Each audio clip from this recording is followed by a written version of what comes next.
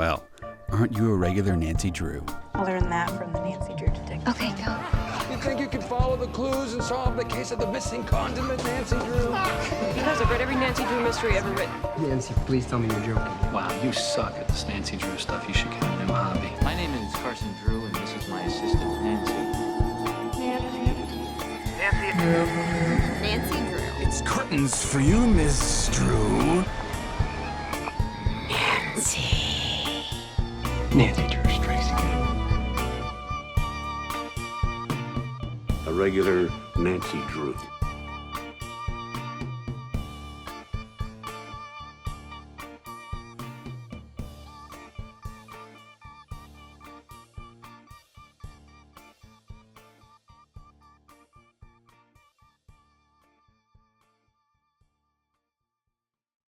Hello, regular troops. Hi, everyone. Welcome to episode 103. Oh my gosh, I'm so I excited. know. You guys, this is the long-awaited episode. Everybody's been asking us to cover this. I'm pretty sure since we started this podcast, people have been asking us to cover this. Yes. And this is another digest. This is number 77, the Bluebeard Room. Oh my gosh. I know. This is, of course, one of the inspirations for Blackmoor Manor, so doubly excited to cover it for that reason. But yeah, everyone's been saying how wild this one is, and it did not disappoint in that regard. They for were sure. right. You all were so right. This book is crazy. This Oh my is gosh. the most, like, I don't think dark is the right word, but like serious and like Mhm. real life, I guess. I mean, that's even not, no, it's not real life, but it's like the topics that they cover is just like things that another Nancy Drew book would never, No. never. Never did I think I'd see the word cocaine in any Nancy Drew No. book. And Like- marijuana. Yeah, with the H, Marijuana. not a J. And witchcraft and like rock and Oh my roll. gosh. Oh my god, you guys, in this book, they talk about sex. I mean, Mhm. like it's a little bit of a euphemism, but like they're at this concert and they talk about the band making love to the crowd. Mhm. Yeah, and that's so early on too. I was shocked. And then it just snowballs from there. Oh. I feel like we need to maybe start with some historical context on this just to kind of orient us to exactly what was going on in the Nancy Drew world that led us to such a crazy book. Because, of course, none of the other digests from this kind of No. era are even close to this level Mm-mm. of crazy and just Wild it's- behavior. yeah, and a little bit too real as well somehow. Like, anyway. Okay, so going back a little bit, this book was published in 1985, and for some context, the Stratemeyer Syndicate, who at this time Harriet Stratemeyer was like completely running the show. In the late 70s, she decided that she was going to switch their publishing company from Gross and Dunlap to Simon and Schuster, and of course, we know the big court case and everything Mhm. in May 1980. That was like kind of officially the change that occurred. So by May 1980, we were completely with Simon and Schuster for all the new books, where Gross and Dunlap was publishing the original 56. Well, then, of course, Harriet Stratemeyer did pass away in 1982 and left the syndicate to her surviving children and some of her business partners.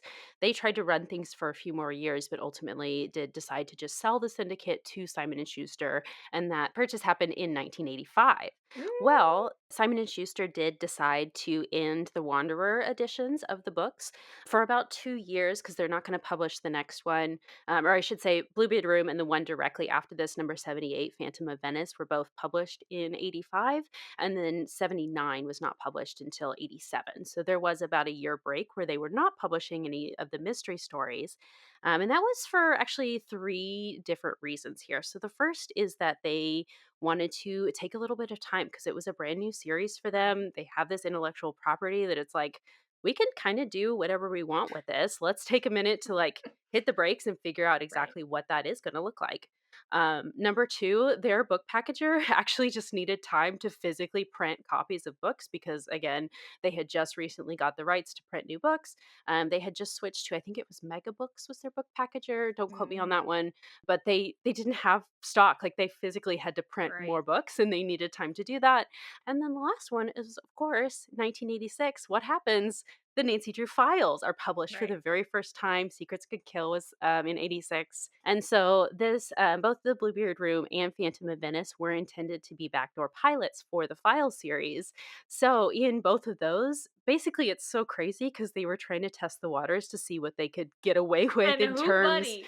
and yeah, in terms of all that. So mystery stories, why? I mean, like for us nowadays reading this, and we've read so many files already, it's not uncommon in our minds for Nancy to go and have other dates and be Mhm. doing like more scandalous things, but this is the very first time it's ever happened Yeah. in the series so far. So I can't imagine what it was like sitting down in 1985 reading this book for the first time, having Oh. only experienced like mystery stories, Nancy, prior to this. You would have an aneurysm. Right? I would lose it. I would literally break my brain. Right. People's minds must have been blown. And so a lot of people didn't love it for that Right. reason. A lot of people loved it because of how like campy and fun it is in a lot of ways. But yeah, so it's just very interesting that like that's why it's so out there is because there was all this other stuff going on Yeah. kind of in the franchise at the same time.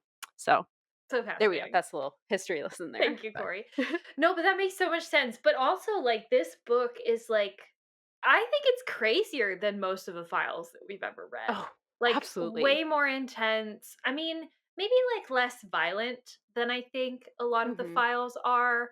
But like the sex references, the drugs references, that's stuff that we Hmm. still don't really get a lot of No, in the files. I mean, not at all. certainly not sex. We definitely get romance, heavy romance. And Hmm. I would say even verging on some like heavy implication, Mhm. but never direct references like that. No. And never direct references to drugs like that. I mean, like, they'll talk about people being on drugs, but they won't talk about the drugs themselves. But Yeah. they talk about like they cocaine and Mhm. marijuana. We talk about it Yep. like openly. And yeah, so it's really interesting to think that maybe the fact that this is crazier even than the files, Mhm. like maybe like this happened and people had such a strong reaction. They're like, okay, maybe we need to tone it down a Yeah. little, just a little, you know? It definitely feels like that was the Yeah. reaction that the or not the syndicate that Simon and Schuster would have had. Like, Yeah. "Oh, yeah, we took it a little bit Little too far, far." little far. But I'm so glad this exists. I know. I know. And this is a James Duncan Lawrence Mhm, book as well. He did write this mhm. one, which he did a lot of the other digests from this same kind of era. Interesting. And Yeah. so this just was not what I expected of him, having Yeah. read some of his other stuff. But Yeah. but yeah, as I do have some issues with it, but by and large, it was such a fun read. It Yes. was so fun. Oh, absolutely. So fun. So much fun to read. Every page had me giggling, laughing out Yeah. loud, like shocked I had Uh-huh. gasps in this book, mostly just because I was shocked they were saying some of the things that they were saying, Mhm. but not necessarily at the mystery itself, but just the overall quality of the book is just Mhm. crazy. It's so wild. Yeah, there are some problematic things in here. I think Mhm. the romance stuff that's going on, I wouldn't call it necessarily problematic. It just doesn't feel super characteristic to No. Nancy. No. And we'll talk about that when we get there. Also, the representation of witchcraft is definitely problematic. Of Yeah. course, this is the 80s, so we were really poised almost on the precipice of the satanic panic, Right. everything happening. So it's not super surprising to read that. But we'll have to talk about some of that too. But yeah, but overall, so fun. And Yeah. I will say, I think there is like so much, not I don't want to say like content, but like there's so many different little rabbit holes in this book, I feel like, Yeah. that didn't really get thoroughly explored. And it felt to me kind of like this book could have been a lot longer had we, Mhm. like, gone into but pulled into some of the stuff that I feel like they were referencing. And it feels almost a little bit like an unfinished in some ways. In that, like, I feel like the resolution wasn't totally wrapped up, and Mhm. I felt like there were some, like, avenues that weren't fully explored in the book. And not in, like, I don't think this necessarily made it bad. I think it made it more interesting for me. I was Mhm. still kind of left, like, with questions at the end of it, Mhm. in a nice way. And so I feel like maybe, I think it deserves a sequel, honestly, in my Yeah. opinion. It deserves a sequel. Deserves a little bit more exploration because there's like stuff that I don't know that they brought up that just like never got talked about again. Yeah. Like the whole thing with like the smuggling. I was like, why is that not a bigger part of this Right? plot? And like, or like, Mhm. is it? And I'm like not understanding. Like, there's a lot of that going on. Mhm. Um, so yeah, I'm so Yeah. excited to talk about it. I would definitely agree. That was one of my issues with it is that just a lot of it felt like we could have delved a little bit more Mhm. into it, had devoted maybe a little bit more time to it, and we just didn't. Yeah. And that's actually I forgot to mention that in my notes here. I did make a note that this is the first book I believe to be less than 20 chapters. Mm. So that's interesting as well that like maybe we could Yeah. have just added in two more chapters, delved a little bit more into it. And Wow. maybe it's just that I've played the game too many Right. times. And if you guys have not played the game, the entire thing does take place inside the manor. Mhm. So it's not like we do not leave at any point. You don't even see outside except for like a very brief cutscene at the very start of the game. So maybe to me, just like I felt like we were going to spend more time in the manor Mm. investigating and more time on the witchy stuff, Mhm. and it was really just a small portion. It's like we could have expanded on that so much more. Yeah. And it was like two chapters, and then we go on to something else and then solve it kind of on the way, you Well, know? and I think too, and this is probably part of, their whole thing about why they wanted to start the files or whatever. I feel like we just leaned way too much into the romantic drama. Yeah. And in a way that I think made Nancy seem less Nancy-ish. And I feel like if we had just taken just a little bit of that out or taken an entire character out, perhaps, we could have spent so much more time on like the history, like the historical aspect of this. I Mhm. thought we were going to get so much more history, and I was so bummed that we didn't get more like Mhm. kind of like local lore. We get a little bit of it, but not nearly enough. Yeah. And yeah, I feel like if we had taken out one of the romantic characters, because there are two, I Yeah. guess maybe three if you count Ned, but I'm not really counting Ned in this book, and add in a couple chapters, add in more of Mhm. the like yeah, legend, history stuff, or even just Could have like been spookier. smuggling. It could have, yeah, we could have spent, I think, more time on the past, less time on the present in Mhm. general. And I think if even if that was like ghosts, whatever. But I think it's just a little bit imbalanced in that Yeah. regard. But I think a lot of the files do that. That's true. You know, we focus too much on Nancy's romantic drama anyway. And while I do love that aspect of the files, I think there's a fine line to walk, which is not necessarily easy to accomplish. So I'm not like, saying I'm not calling this book out in particular about it, but yeah, I don't think it quite hits just the right level for me. So Yeah. yeah. Yeah, it feels like we didn't even make it to England until like Mm. halfway through the book because We we spent so didn't. much time on the concert stuff. Yes. And it's like where I want to be in the manor. I want to be Yes. getting lost in the hallways, having Yes. spooky dreams in the middle of the night. I want to do Mhm. the spooky stuff, not an 80s rock concert. Mhm.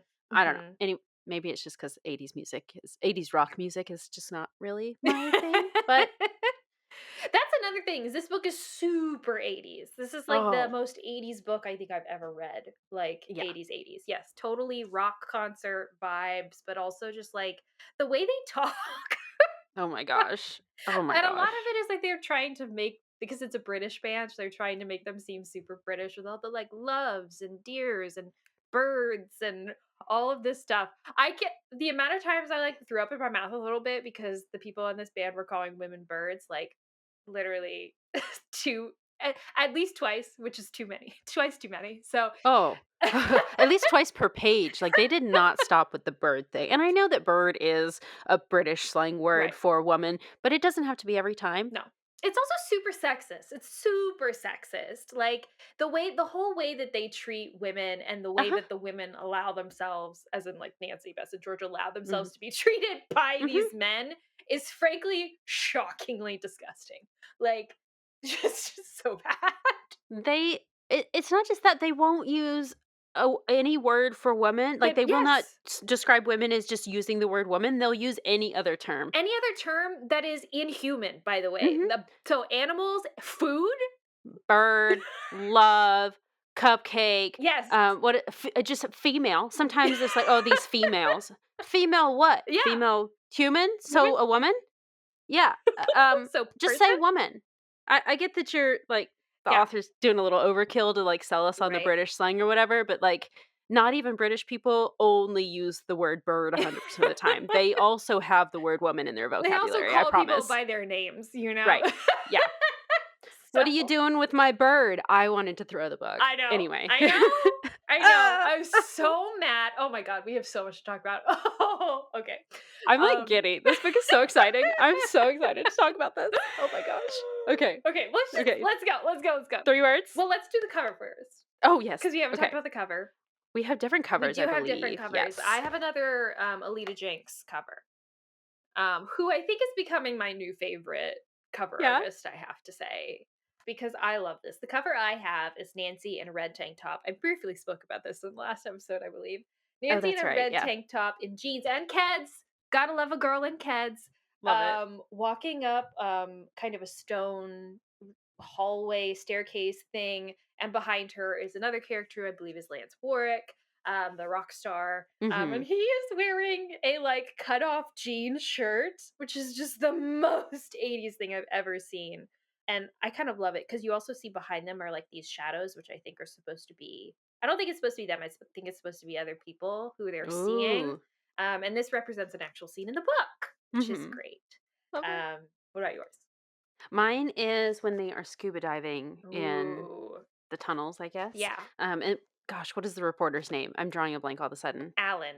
Alan. Alan Young? Alan something like that?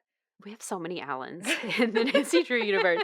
It's Alan, I think. When we can't even see his face, he's just kind of swimming ahead of Well, Nancy. no, because he doesn't actually go scuba diving with her. It's got to be Lance then. It's gotta be Lance. Okay, yes. Okay, so then Lance Yeah. and Nancy are in the tunnels, scuba diving and going into what I assume would be the entrance to the tunnel to the Bluebeard Mhm. Room. Yeah. So very end of the book here. So Very good. exciting. Okay. 3 words? Misogyny. Anyway, no. No, I do think one of them should be misogyny. I love that. Misogyny, definitely one of them needs to be marijuana. Yes. Because I cannot get enough of that. I laughed Yeah. every time I saw it because they referred to it as marijuana Yes. multiple times. It just cracks me up. Misogyny, marijuana, and I don't know. I think like small town legends. Okay, yeah, maybe? just like small town gossip. Yeah. Definitely plays a role into it. Mhm. Otherwise, I mean, it's sex, drugs, rock and roll is an obvious choice.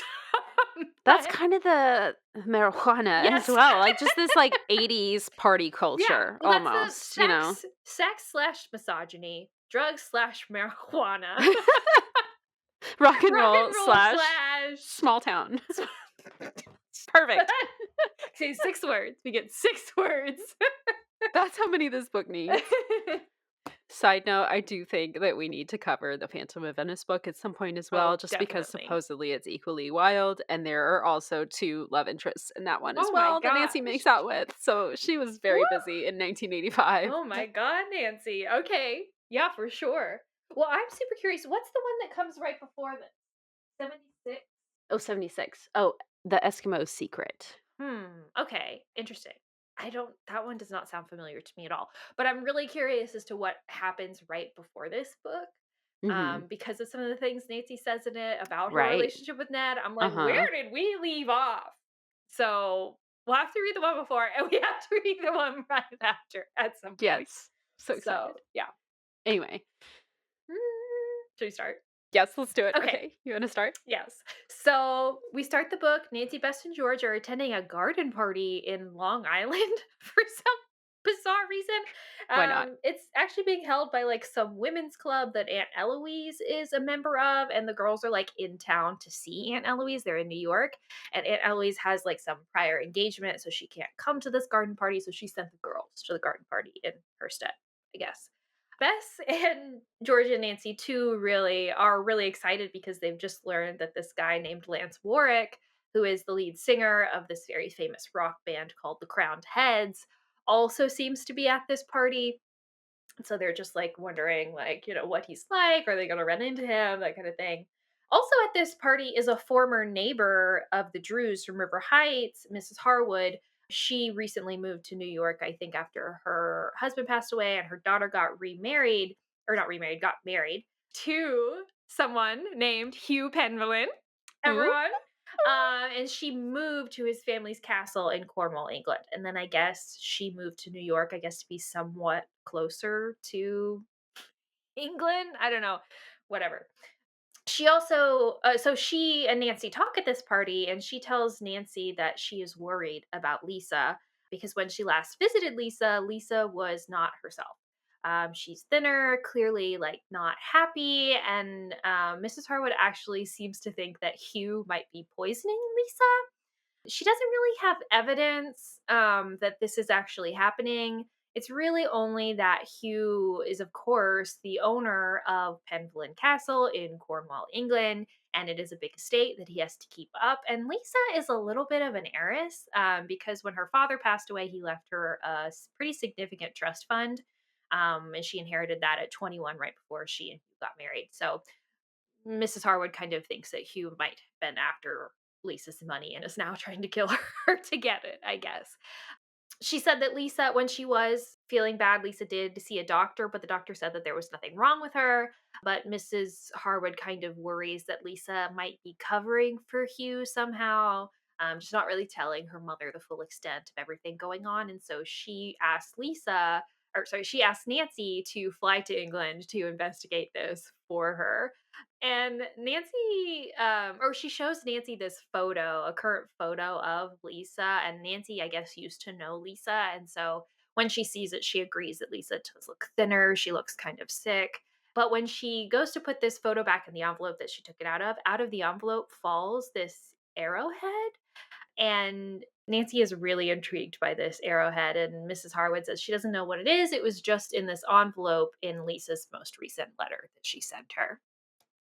So Nancy is actually kind of, of course, she's interested in this arrowhead, but she is reluctant to kind of accept Mrs. Harwood's offer to go investigate this because she feels like it's kind of an intrusion of privacy. She feels like she would kind of be getting in between a husband and a wife and is not super comfortable with that. So she says she'll think about it and let Mrs. Harwood know later as long as she can hang on to the arrowhead. And so Mrs. Harwood agrees to that.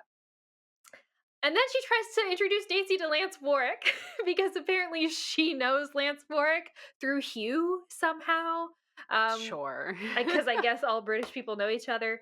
And so she like brings Nancy up to the dance floor where Lance is currently like dancing with a bunch of like debutantes or whatever, and basically like kind of acting like the king of the party and just being like a little bit like, I don't know what the right word, arrogant, probably.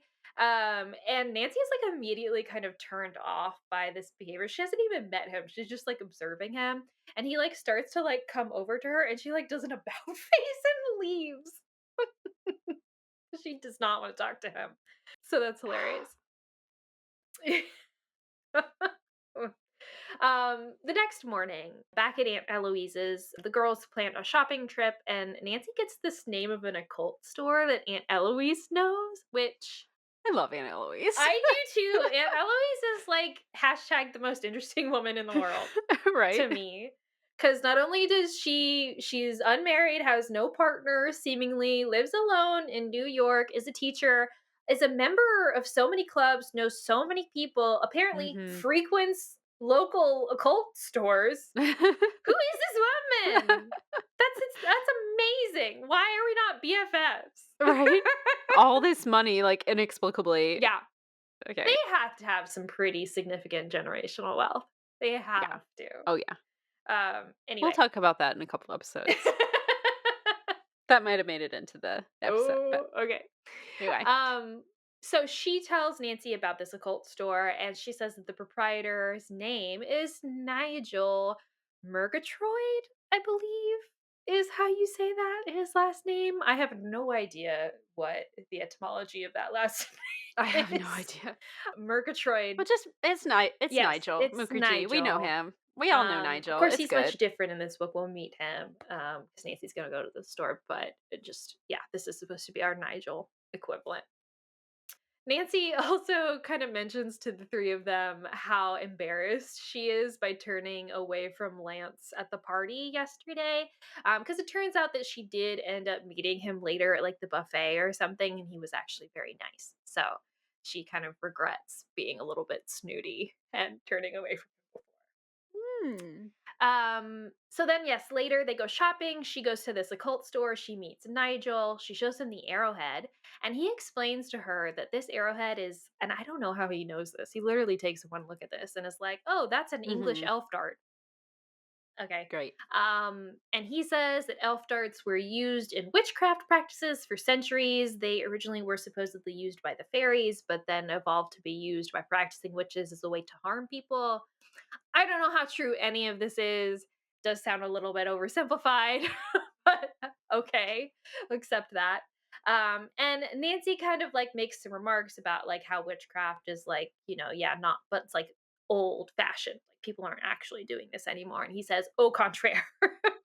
Au contraire, witches are still very real and alive, and these are still real practices. And he gives her a book on Wicca.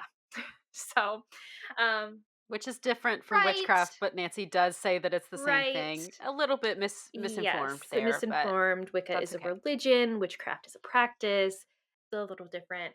Also, There can be some overlap, but they're right. not the same Yes, thing. Right. people So, who are Wiccan may practice witchcraft, but people who practice witchcraft aren't necessarily Wiccan. Yes. correct. Um, Also, this book that he gives her, by the way, he talks about like, yeah, the word Wicca or whatever. And he gives her this book, which was apparently written in 1907, but it's got Wicca on the title. And the Okay. term Wicca was not really used or popularized until the 50s or 60s. And so this is just not Mhm. accurate. Like, this is not a real book. Like, there's no way. Anyway, he says that if someone sent this elf dart to a friend of hers, then they definitely meant her harm. And so this is, of course, concerning to Nancy, and this is what makes her decide that she is going to go ahead and go to England because someone is at risk here, right? After more shopping, Nancy, Bess, and George are back at Aunt Eloise's, and Aunt Eloise tells Nancy that someone sent an envelope to her. It does not have a return address on it, and it was originally actually addressed to the place where they had the garden party, but then got like routed to Aunt Eloise somehow. So Nancy opens it, and inside are 3 tickets to the Crowned Heads concert tonight. Oh my gosh. So they talk a little bit and they decide, yes, we definitely have to go to this concert tonight. It is actually going to be held at Madison Square Garden. And when they look at the tickets, they realize that these are like front row center seats. Super, super nice gesture here from, we assume, Lance Warwick, Mhm. right? And Nancy obviously has made some sort of impression on him, maybe by her behavior last night, Mhm. that this is very not like the other girls that like, "Oh, Yes. she's the only one who would Who turn me down, Yeah, so I must have her must now," and pursue like, her because she doesn't like me. "She told me no, so I have to ignore that," right? So actually the concert is tonight, so they rush around a little bit, they get ready, and then once they get there, it's wonderful. They have this long description of the concert itself. Lance is like very theatrical in his performance. Yes. There's like multiple costumes. He's like jumping around on the stage. He's, as you said, making love to the audience with his hips or however they phrase that. It's very It's strange, very 80s, very 80s very hair 80s. metal band rock and roll. Yeah. So much hair. Yeah. But Nancy's very impressed by this. It's like evidently a very good show. It's extremely entertaining.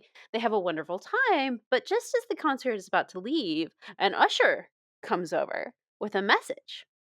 And she opens it, and it's an invitation from Lance to join them backstage at the press party after the concert. Hmm. So they stay a little bit longer. They have an encore, and as they're watching this encore, Nancy realizes that Lance has noticed her in the audience.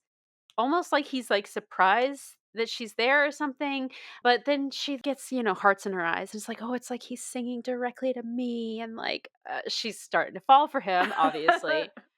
But then she scolds herself and is like, oh, no, you love Ned, remember? Okay. Okay, Right. Nancy. Yeah, I'm sure you do. But anyway, they go to this press party after the concert.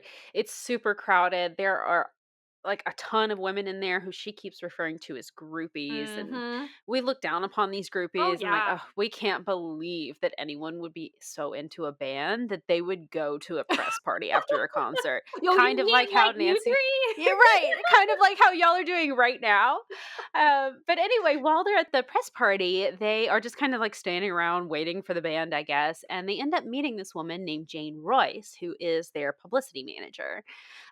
She definitely, she's a little bit snooty as well. She kind of turns her nose up at them, thinking that they are just more groupies because Where's the lie? they are. Yeah. Because they Yeah. are groupies. Oh my gosh. But at this point, a few other band members come in and we meet them. We meet the drummer. His name is Bobo Evans. How unfortunate if your name is Bobo. I'm so sorry for you. Yeah. We also meet the keyboardist, Adam. We never meet these people again. Well, no, Bobo Bobo, we do. comes back, but Bobo Adam, comes back around. yeah. Adam, we don't meet again, but he's No. here as well. They are there just referring to all the women as birds and various animals and objects as Okay. you do. We have to. I think I need to read a little bit of this though because it is so disgusting to me. Yeah. Okay, so Bess is just gushing about how she thinks the show is so wonderful, and she says, "You really had the audience turned on." Mm. Yeah, well, that's what turns us on, said Bobo. All the Oh, birds out there in the concert hall listening to us and loving us. okay. Yeah. Mm-hmm. So Mm-hmm. exciting. Mm-hmm. Yeah. Also, there's a moment where like they're talking about the party, how could you forget the party or whatever? The keyboardist's long, delicate fingers brushed Nancy lightly under the chin. So they're just like, Oh, touching these women, talking about how great it is to see them so turned on at their presence. It's really gross. It's really gross and really heavy handed. And what's the uh, grossest part about it is the fact that Bess and George, and even to a certain extent Nancy, seem to be just eating this up, oh yeah. just Oh yeah. loving this attention. And it's just like they are talking about you like you're a creature, like you're an Mhm. inanimate object, like you're a Yeah. piece of food. So objectifying, so disgusting. Don't let them touch you. Don't I let them know. touch you. Ew. Ew. Ew. Sorry, I can't. But they're not groupies. Don't No, worry.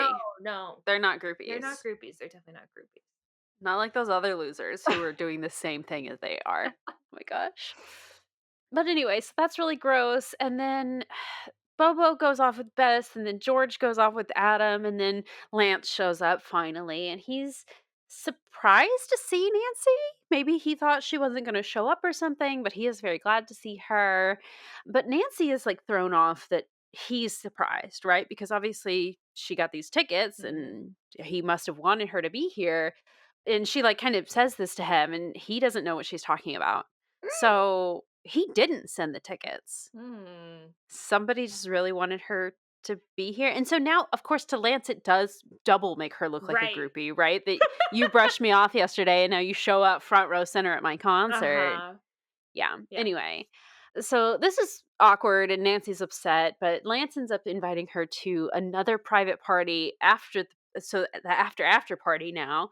But Nancy's too embarrassed, so she declines and she gets so upset at this that she goes to the bathroom to cry, Yeah. that he now thinks that she's a groupie, that, like, she went out of her way to come here and show that she was into him or whatever.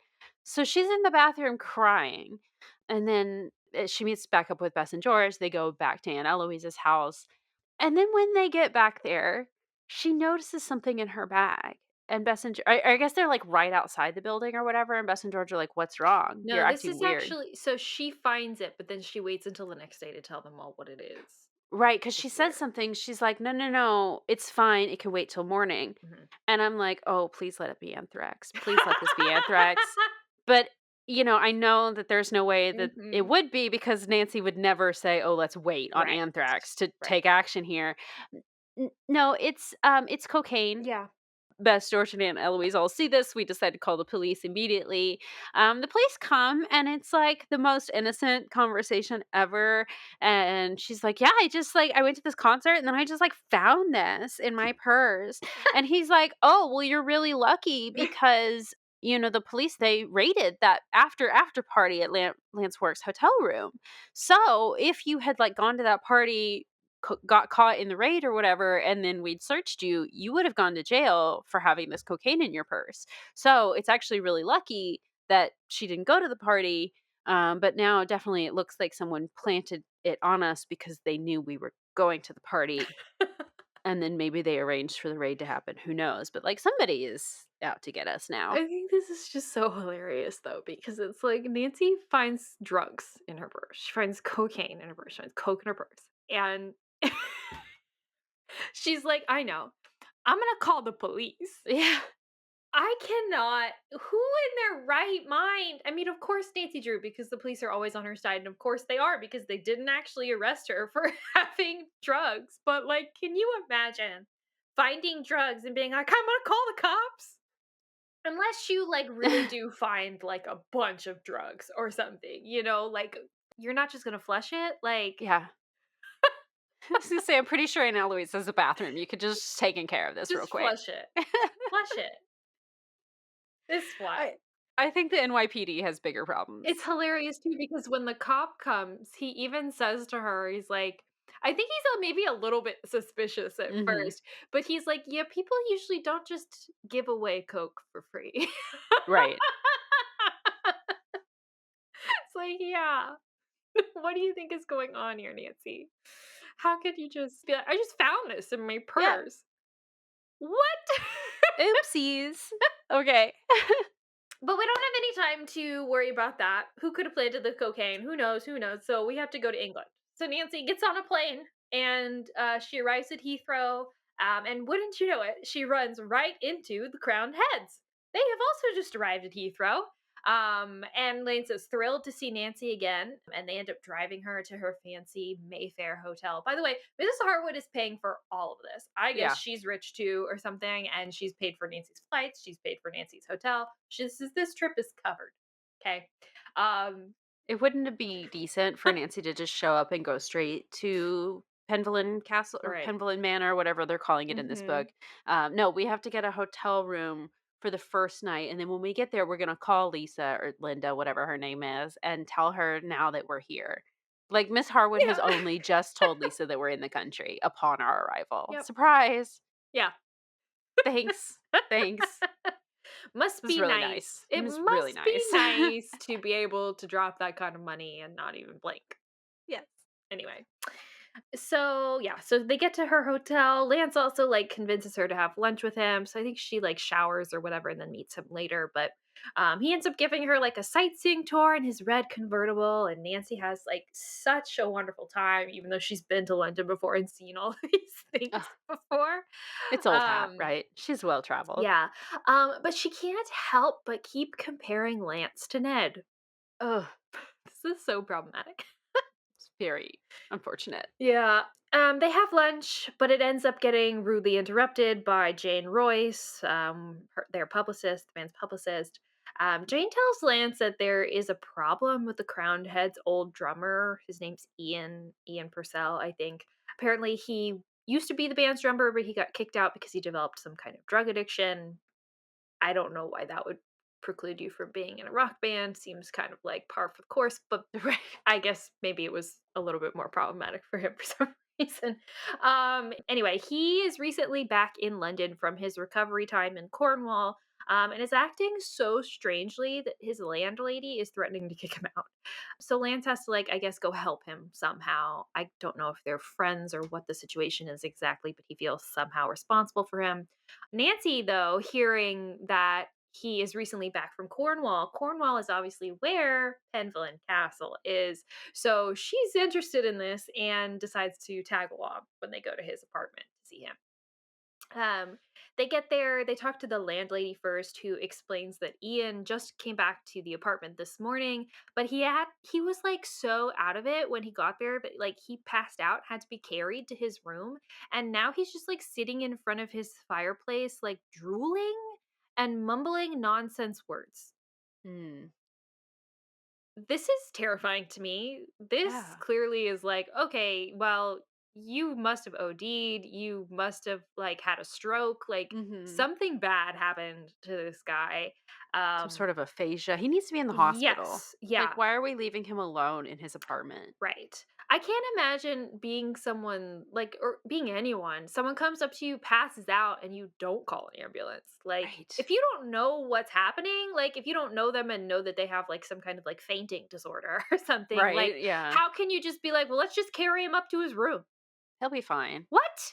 He's mumbling and can't even look at us straight, but he's fine. It's good. Yeah, but so the landlady also said that Ian had a visitor earlier today, some art dealer, and I think she gives Nancy this art dealer's information. Anyway, Lance immediately calls an ambulance for Ian. So, way to go, Lance. And he and Jane go with Ian to the hospital. Nancy then goes to visit this art dealer that visited Ian earlier. And this art dealer tells Nancy that he went to go visit Ian because Ian had contacted him previously to tell him that he found a statue that looks like the exact duplicate to this very famous statue that is currently on exhibit at the Tate. It's this pure gold statue of Mab or Maeve, the goddess of witches. Apparently, it's like the finest example of ancient Celtic art that exists. Also, it's always been thought to be one of a set, but a second statue was never found. But Ian obviously thought that he found this second statue and told this art dealer about it, said he would even give him photographic proof that he found it. But now Ian is not really in a state to tell us anything. Hmm. So that's interesting. What could have happened? Hmm. Back at the hotel, Nancy ends up getting a surprise visit from Jane. Jane tells Nancy that she's noticed that Nancy rather likes Lance, and Nancy admits to it. Obviously, she's like been out on a date with this guy at this point already. But Jane basically tells her, like, hey, by the way, we're engaged to be married. So, yeah. So maybe like don't get your hopes up, kind of a thing. What? Interesting behavior from an engaged man. Seriously? Seriously? Wh- mm. I don't know what was going on in the 80s that this ever would have been okay. Yeah. No. In what universe would Jane not be like furious Yeah. that Lance is running around with Yeah. Nancy, Mhm. this girl he just met? No, but she comes to the hotel like cool as a cucumber. And Yeah. it's like, just by the way, just so that you're not like, you don't get too excited about him, we are going to get married. So maybe Yeah. just chill out. Yeah. What? Woman, why are you not screaming right now? Like, first of all, why are you not screaming at Lance? Right. Second of all, how can you come here so calm? Right.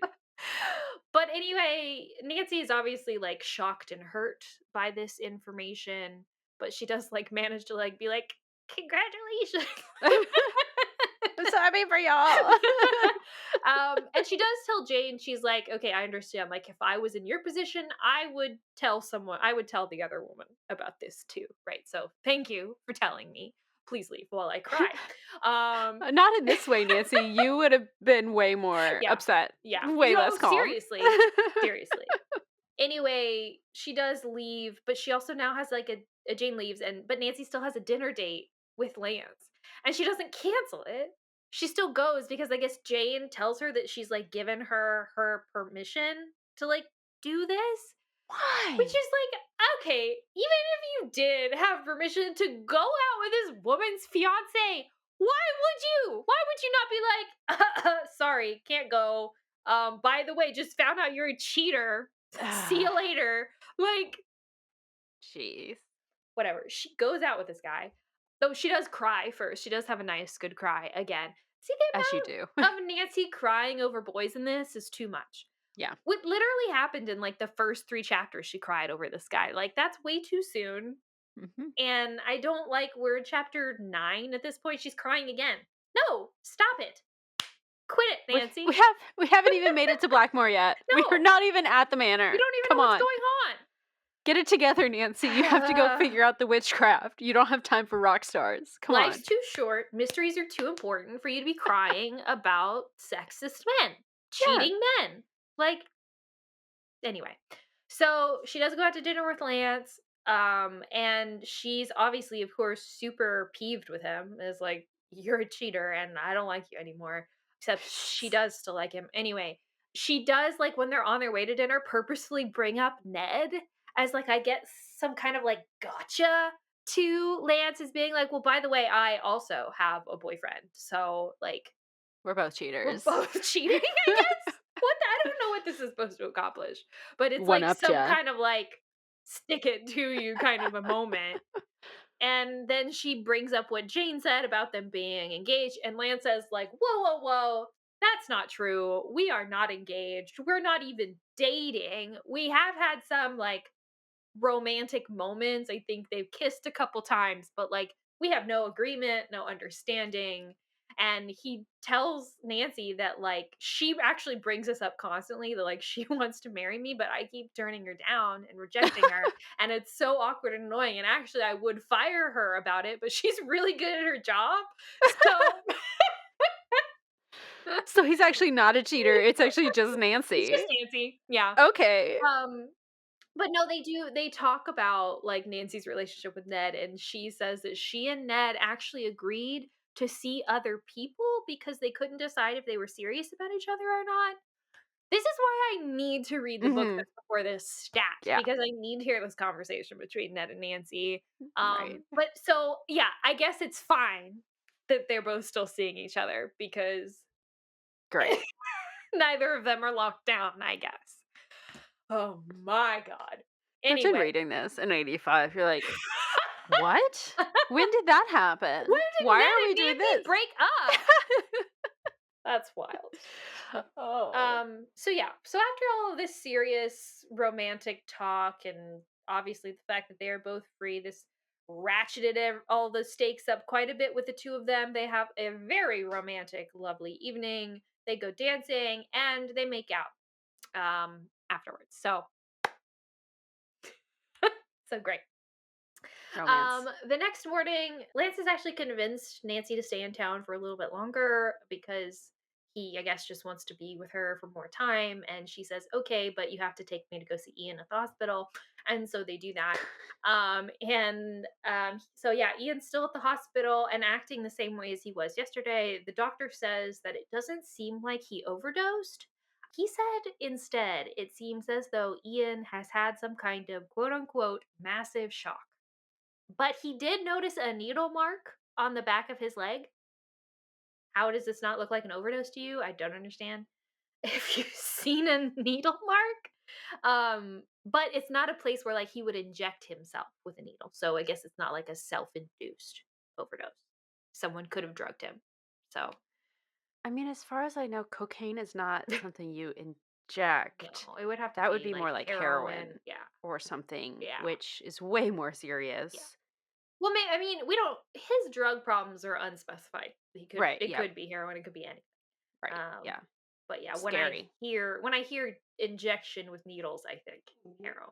So Right. And then that could be an easy overdose. You would Right. think that the doctor would at least yeah. factor that in, Well, consider it. and I mean, I don't know. I'm not a doctor, you guys. I'm not a doctor. I don't know. But when I hear the symptoms that this man has, he's drooling. He's talking nonsense words. That sounds like stroke to me. Sounds like he's had a Mhm. stroke, and you can Right. have a stroke as a result of an overdose. Like, Right. so I don't understand where the confusion is exactly. You found a needle mark. Like, sounds like this guy had an overdose. I don't know. Although the back of the leg is interesting. That Yeah. is kind of an anomaly. So, Yeah. For someone, if he had a history of this kind of drug use, to put it in the back of his leg like that, not maybe in the thigh. I think the thigh sometimes is common, but like, mhm. or even the hip. but like the back of his leg. It made it seem like it was like the back of his calf or thigh or something. Just That like just seems really difficult, would be honestly. hard to do. Yeah. Right? Yeah. I need to stretch first. Yeah. Oh, man. But yeah, so interesting. Yeah, after seeing Ian, they decide to go to the Tate to look at this golden Mab statue. They look at this statue. I guess it's cool or whatever, but it's a little gold statue, so cool. We saw it. And then it's time for Nancy to go to Cornwall. So Lance takes Nancy to the train station. They wave goodbye as the train is departing. And he's like running next to the train or whatever. And he shouts at her through her open window that he has good news and he'll actually see her in Cornwall. Ugh, okay, fine, whatever. I Wonderful. hate this man. So on the train, Nancy ends up talking to the man sitting next to her, who is this nice Cornish man. His name is Colonel Tremaine. Not really important. He doesn't really come back, but he does give us a little history lesson here. Nothing super important, but he does tell us, or he does hint at this place being haunted, that the Mm-hmm. entire area is really haunted. There's lots of myth, lots of legends that kind of surround this whole area, which is very interesting. The exact place that we're going in Cornwall is called Polpenny. She gets to this train station and Lisa is there waiting for her. Apparently, Nancy and Lisa were really close growing up in River Heights, so it's a happy reunion. They're very happy to see one another. But Nancy, again, can see just from having known Lisa prior that she is not looking super healthy. Looks a little bit sickly, maybe. But she did bring Hugh's 1920s Roadster, very fun, Uh-huh. to pick Nancy up, so they take that to back to Pendleton Castle. Lisa starts talking a little bit more about her life and everything, her whole situation, and says that things have been very hard to explain lately. She loves Hugh more than ever. That is not the problem, but things have been rough since she came to Penvillin Manor. She said that people in town will not speak to her. Like, they will look the other way when they see her coming. It's almost like they resent her being here in town. Mm. And Hugh is also acting strange. Seems like he has some sort of secret and she can't figure out what that might be. And of course, she hasn't been feeling well lately, as we already know. So Nancy promises her that she is going to look into things for her.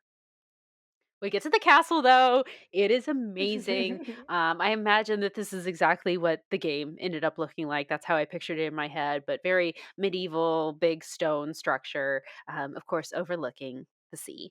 Decorated by a medieval monkey. Yes.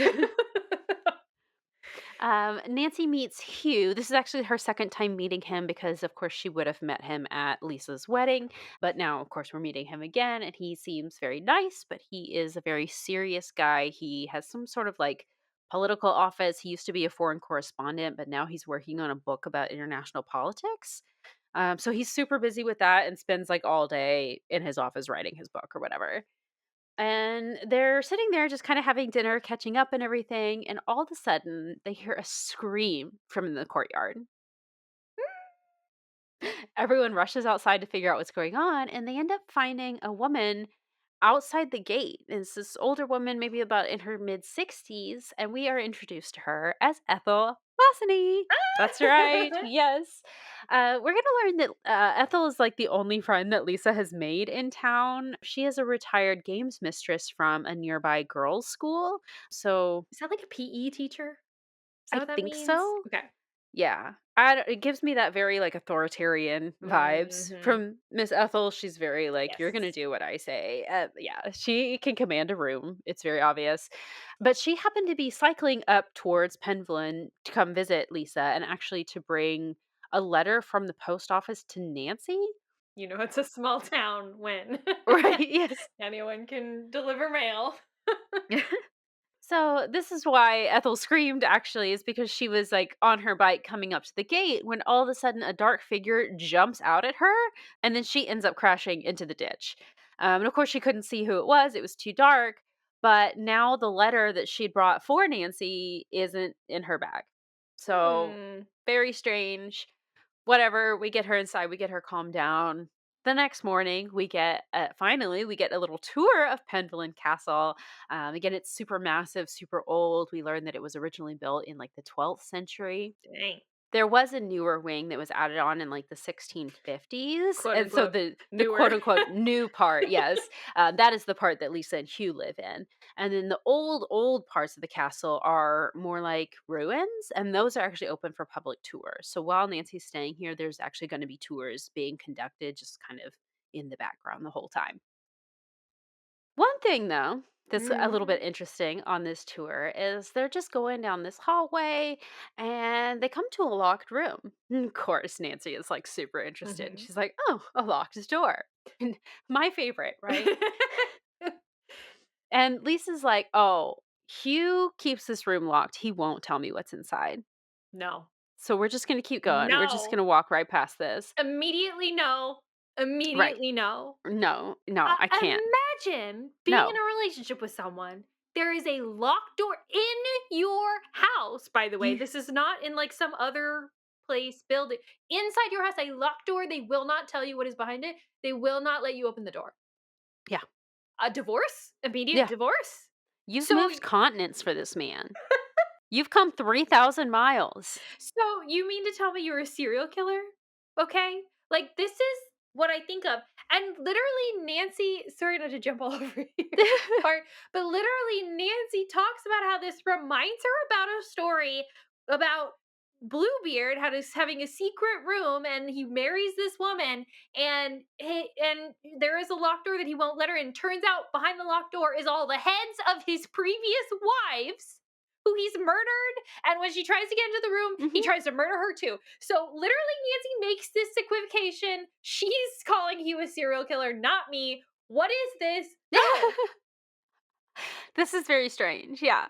And and obviously this is where the title comes from because as you said, Nancy does Yeah. kinda have this conversation with herself in her mind that like, "Yeah, this really reminds me of that one story about the murderer," and then from now on, whenever we're thinking about this room, Nancy's gonna mentally call it the Bluebeard Room. Because she thinks they're the heads of all of Hugh's decapitated old wives in there. And I gotta say, I agree. That's what Yeah. I think is in there too, Nancy. I would have the same assumption if a husband is not telling his wife what is behind this locked door. Oh my What else gosh. could it be? I'm sorry.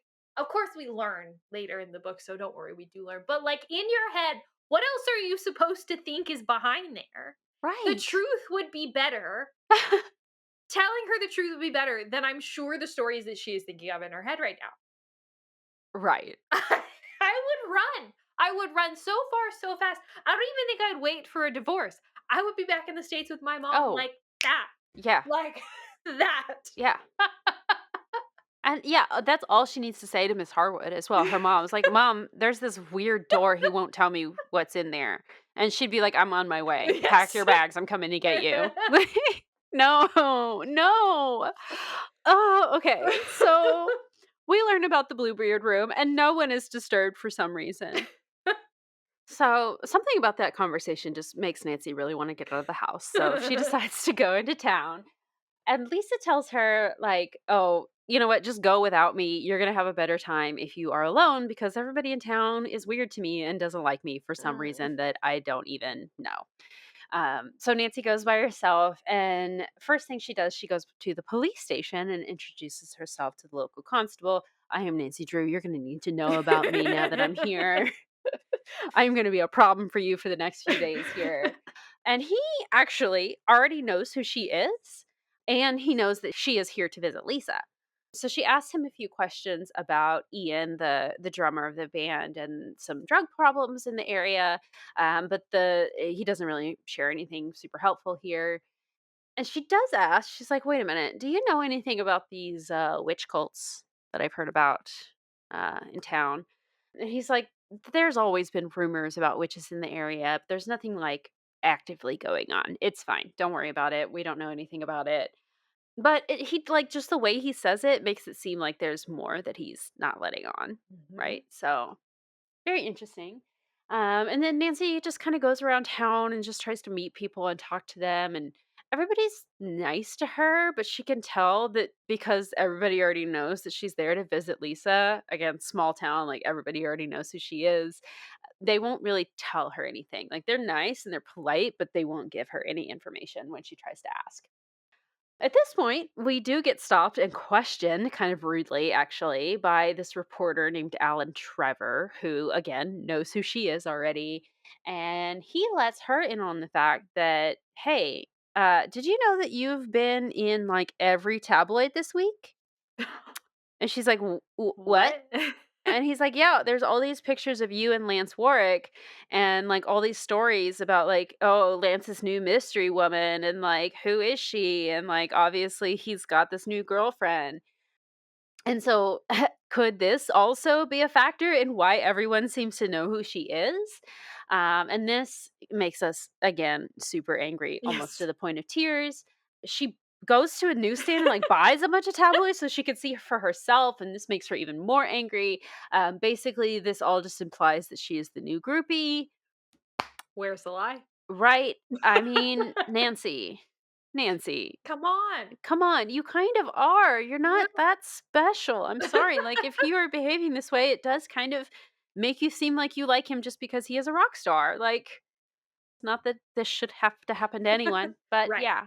Right. Anyway, so she goes back to the castle at this point, and on her way in, she decides that she's going to look around a little bit, see if she can't find that letter that Ethel had lost yesterday or that she dropped.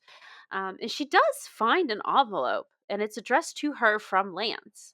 And she doesn't open it right here. She takes it back up to her room. And when she does open it, there's not even a letter inside, but another elf dart falls out. So did whoever jumped in front of Ethel and scared her on her bike, did they take the letter like out of the envelope and replace it with the elf dart and then just like put it back on the ground? Or what? So Nancy's a little bit shaken by this and she gets angry again because she decides to read more tabloids for whatever reason. Don't do that to yourself, girl. Just put it down, walk away from it. But at this point, she's too angry and decides to just take a walk around the castle to calm herself down a little bit. And when she does this, she ends up eavesdropping a little bit on an argument that Hugh and Lisa are having. Lisa is saying something to Hugh about, like, please just tell me what's in that room. I just need to know. Just give me any sort of information. Do you know how embarrassing it was for me today when Nancy asked me about that room and I had to admit to her that my own husband won't tell me what's in my own house? Like, Seriously. yeah, tell me something, Hugh. And Hugh gets really mad at her and is like, stop bringing this up. I already told you. Like, why would you bring Nancy into this? And blah, blah, blah. Just stay away from the room. Divorce. Immediate divorce. I would not stand for this. Yeah. I can't. So that's super awkward. And so Nancy like scurries away really quickly to make it not obvious, just in case somebody comes out of the room just then and finds her eavesdropping. But then she goes downstairs for lunch, and surprise, surprise, Hugh and Lisa both do not come downstairs for lunch. I guess Hugh had some work stuff, and then Lisa's just not feeling well again. Ethel does show up for lunch though, randomly. I guess she just has an open invitation to just come over and hang out whenever. And Nancy's like, "Oh, hey Ethel, you want to come sit down and have lunch with me?" And Ethel's like, "No, I'm going to go check up on Lisa." And Nancy's like, "Oh, no, Lisa is not coming downstairs for lunch. She doesn't feel well. We need to just let her rest." And Ethel's like, "No, I'm just going to go up and check on her. If she is feeling that sick that she won't even eat lunch, then she needs me. I'll help her." And Nancy's like, "What does that mean?" Okay, so we go on up to Lisa's room, and Ethel starts giving her this like herb potion that Mhm. she says is like this health tonic that is like special made for Lisa or whatever. And Nancy's like, "Hold on." Obviously, she clocks this, and Ethel says something about like, "Oh, just give this drink," and she like leaves Nancy with this bottle of Mhm. potion or whatever. I don't know what it is, and tells her to give it to Lisa. And then Ethel leaves, and Nancy's like, "Hold on, Yeah. We're not what if?" Just humor me here. What if this is the reason for Lisa feeling sick? Is that Ethel's like poisoning her? Yeah. So she takes a little sample of it and then just pours the rest of the drink out so that Lisa can't have any, obviously. But then that night, we wake up because we heard a creak in the hallway. I love this because we have so many nightmares in Blackmoor I Manor. know. But it's not what we would see in the game. Actually, this is a completely different little spook in the night because she sees in the hallway when she peeks out, Lisa is sleepwalking. Mm. And this gets very scary very quickly because Nancy starts to follow her, trying not to wake her up, just tries to see where she's going. And Lisa goes up to the roof and like almost goes over the edge, but Nancy is able to like run up in time and like get her to stop. But at this point, Hugh actually figures out what's going on. He runs up to the roof as well, and he's able to like carry Lisa back inside. He does seem genuinely concerned about this though, and so he starts telling Nancy that this has never happened. Like she is not a sleepwalker. He's never seen her do this before. This is very strange. And she does at this point. She looks back at the direction that Lisa was facing off the roof. Like she goes to where Lisa would have fallen just now, and she sees that in that direction there's some smoke in the distance.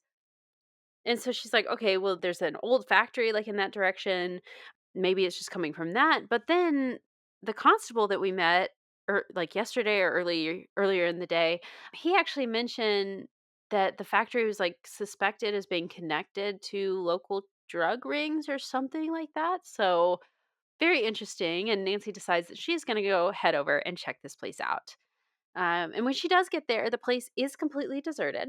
So that's weird. But then she does notice that it reeks of incense and marijuana with an H, not a J. And also there's a needle on the ground. So again, is that Yeah. heroin or what? Like, Yeah, I don't know. yeah, way more concerning than, just some incense smells. So we look around a little bit more and we find that there are pentacles drawn kind of just all over this building. And then there's other, what Nancy calls witchy symbols on the walls. So Nancy surmises that obviously, obviously, this means that the local drug use is connected to the local witch cult. Okay. Duh. Cause, cause incense and pentacles? So Nancy at this point starts to hear some faint music in the distance, and so she like goes outside and she starts to follow this music, and it seems to lead her like into the trees, like into the woods, and so she starts going into the woods because she's crazy. It's literally like 3 in the morning or something at this point, and she's just following music into the woods. Who does this? And of course, she doesn't realize where it is that she's going, and the music, she follows it, leads her directly into a quicksand bog, and she gets stuck. Of course. So, yeah, cool. Great job. Great work, Nancy. And so she screams for help. And she actually ends up being rescued by Alan, that reporter that she met in town earlier. And he's apparently there investigating this old mine as well. And he actually, like, he gets her out of the mud and he just walks her back to the castle. It's like weirdly really nice of him. And Nancy is like honestly really shocked by how kind he is, considering how rude he was to her the other day in town. But cool. Okay. Thanks, Alan. The next day, Nancy ends up telling Lisa that she is not feeling well and gets Lisa to arrange an appointment with her personal doctor, Dr. Carradine, in town. But of course, Nancy isn't actually sick. She isn't actually not feeling well. And instead, she's arranged this appointment with Lisa's doctor so that she can ask him about Lisa's health. And he tells her things about Lisa's personal medical history. That's not okay. Is this pre-HIPAA? Like, what is this? Does HIPAA apply to other countries as well? Oh, Surely they have some equivalent surely. something. Let's see. No, it's a US federal law. You're Okay. right. But other countries, yeah, have their own protection laws that apply to health information. Okay. So it's just going to be called GDPR. something else. Right. So, yeah, but still unethical AF. Yeah. Like, okay. Yeah. But so he tells her nothing really more than we already knew, just that Lisa hasn't been feeling well and he can't find anything specifically wrong with her, except that she just, like, in general seems to be in poor health and weak. And he does tell Nancy actually, though, that he thinks her problems might be psychological. And that actually the sleepwalking issue that Nancy brought up to him could point to that as well. She's just crazy. She's just That's all. crazy. She's just a crazy woman. Oh, oh, gets me going.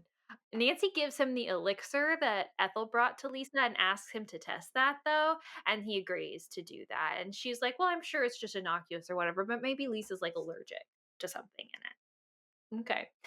So he says he'll test it. On her way back to Penville, Nancy picks up even more tabloids to read because she's got to keep up on her press, everyone. And she gets even more angry with everything. They are referring to Nancy as Lance's new girlfriend, and this pisses her off. And also, apparently, the news seems to have gone global now. And so she's worried that people back in River Heights are going to see this and like judge her. Read Ned judge her for this. And also there are like now reporters staking out the castle and like the phone is ringing off the hook in the castle. And so she's just like super embarrassed about this whole situation. And it also comes to Nancy's mind at this point that these news articles are actually probably the work of Jane, the band's Hmm. publicist, right? And this makes her even more furious because that means that Lance probably knows about this and also probably like signed off on this coverage to some extent, like signed off on this press campaign that Lisa has, or sorry, Jane has started. So, so she's mad. Nancy's mad. Lisa tries to like comfort her, tell her like don't worry about it. And actually, I've arranged a dinner party tonight to kind of distract you from all of this stuff. So they do that. They have a dinner party. Overall, it's a nice time. Ethel Bosney is there. Dr. Carradine is also there. For some For some reason. reason. Nancy also ends up meeting this local business tycoon named Ivor Roscoe and his wife Diane. And Ivor happens to own the nearby old mine, actually, which is interesting. But he also has other businesses as well. Also, art dealing. Oh. Interesting. So this Nancy brings up the gold map because she's like, I know a topic about art. But when she brings that up, everyone like weirdly seems to get super uncomfortable super quickly, which is Mm. strange. And then so she kind of like changes the subject and she asks Dr. Carradine if Ian was in his care when he was in town recovering from his drug addiction. And Dr. Carradine says, why, yes, he was. Another Strike HIPAA two. violation. Yes. But yeah, interesting, I guess.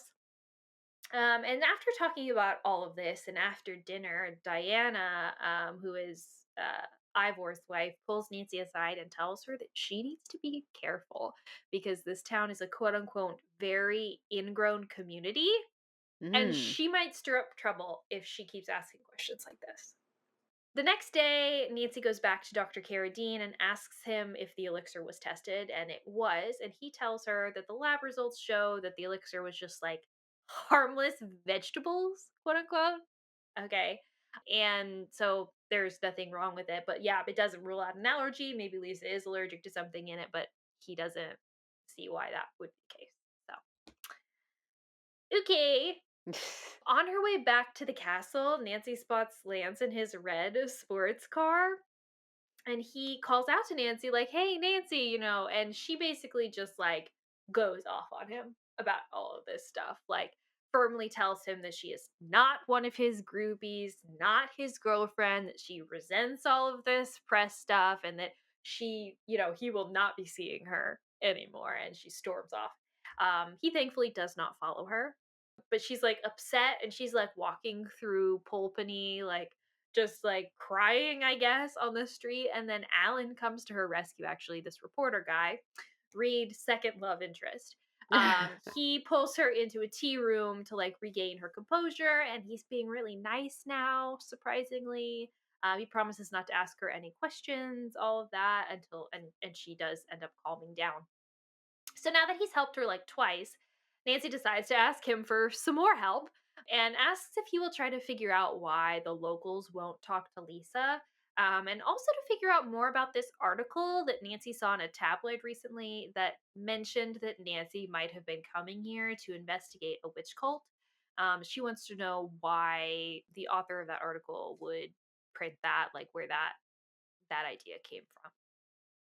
And so he's a reporter, right? So he's naturally curious, and he was already curious about why Nancy was in town. And so he's like, yes, absolutely, I will look into this. Back at the castle, Nancy decides she's going to try to pick the lock on the Bluebeard Room to try to get into it. But the lock is apparently too big and too old. And Nancy does notice, though, that it has recently been oiled. So it has been in use recently, which is interesting. Oh my god, that night they have a seance. I forgot about this. Ethel comes over, and I guess she's also into spiritualism or whatever, and she can channel spirits, I guess, and leads them in a seance. It's wild. I love it. I really wish they had played up this scene more than they did. It literally lasts like a page, just not long enough I for a know. seance, in my opinion. But it's very spooky. And Ethel starts channeling someone who seems to be like denying being a witch. It's very spooky, and then suddenly she just screams. So they turn all the lights back on and they stop, the music that they had playing or whatever, and ask Ethel, like, are you okay? Like, what's going on? What happened? And Ethel says that when she was in her trance, she saw a black horned devil shooting arrows of fire at both herself, Ethel, and at Nancy. Oh. This is super freaky, especially considering the elf bolt that Nancy receives. She's like, okay, well, the elf bolt that is like shooting arrows of fire at me. So Don't like that. don't like that. So she can't sleep that night. Nancy can't sleep that night, unsurprisingly, and she's tossing and turning. And then she hears like a boat, like a motor, like outside in the bay. And so she gets up to go look out, out the window, and she sees a boat kind of like disappearing underneath a cliff. Because obviously the castle's up on a cliff, so the boat is out there and it gets so close into the cliff that she can't see it anymore and doesn't reemerge. She doesn't see it like leave that area. And while she's like looking out, watching, trying to see if she can see this boat leave, she sees a figure in a white dress walking towards the cliff. It's Lisa sleepwalking again. Nancy runs out of the castle after her, and she's like screaming for Hugh to come too, and he comes running, but they aren't near enough to her to like stop her from like walking over the edge of this cliff. But very luckily, she wakes up on her own, very confused as to what's happening, but she's okay. Later the next day, Nancy arranges to meet again with Alan, the reporter in town, and he tells her that he did find out about the tabloid article, and that the mention of witchcraft was apparently related to some old rumors that Hugh's uncle, who actually previously owned Penvillin Castle before Hugh inherited it, that he was involved in witchcraft and devil worship, because I guess the two just have to be inextricably linked. Yes. Because it's 1985. Same thing, right? And Wicca. That's all the same thing as well. Right, Yeah. right. We're being sarcastic. It is not the same thing. Right. And these were just rumors, but it did spur Alan on to research a little bit more about Penvillin Castle, and he learned that back in the 1700s, Lady Phoebe Penvillin owned the castle, and she was accused of witchcraft, tortured into confessing, and then burnt at the stake. Also, apparently, she incriminated several other locals during torture, who were also later burned. So, yikes. But also, this makes Nancy remember Ethel's channeling, because remember, she was channeling someone like denying being a witch. Could she have been channeling Lady Phoebe Penvillin? Fascinating. Nancy then tells Alan about the boat that she saw last night, and she asks him if he'll take out a boat with her so she can go up to the cliffs and see where the boat might have been. And he agrees to this as long as Nancy promises to go out with him later tonight. Like on a date. Oh. Yeah. But Nancy, I guess, is like eager to move on from Lance, so she just like agrees to do this. Okay. Ugh, okay.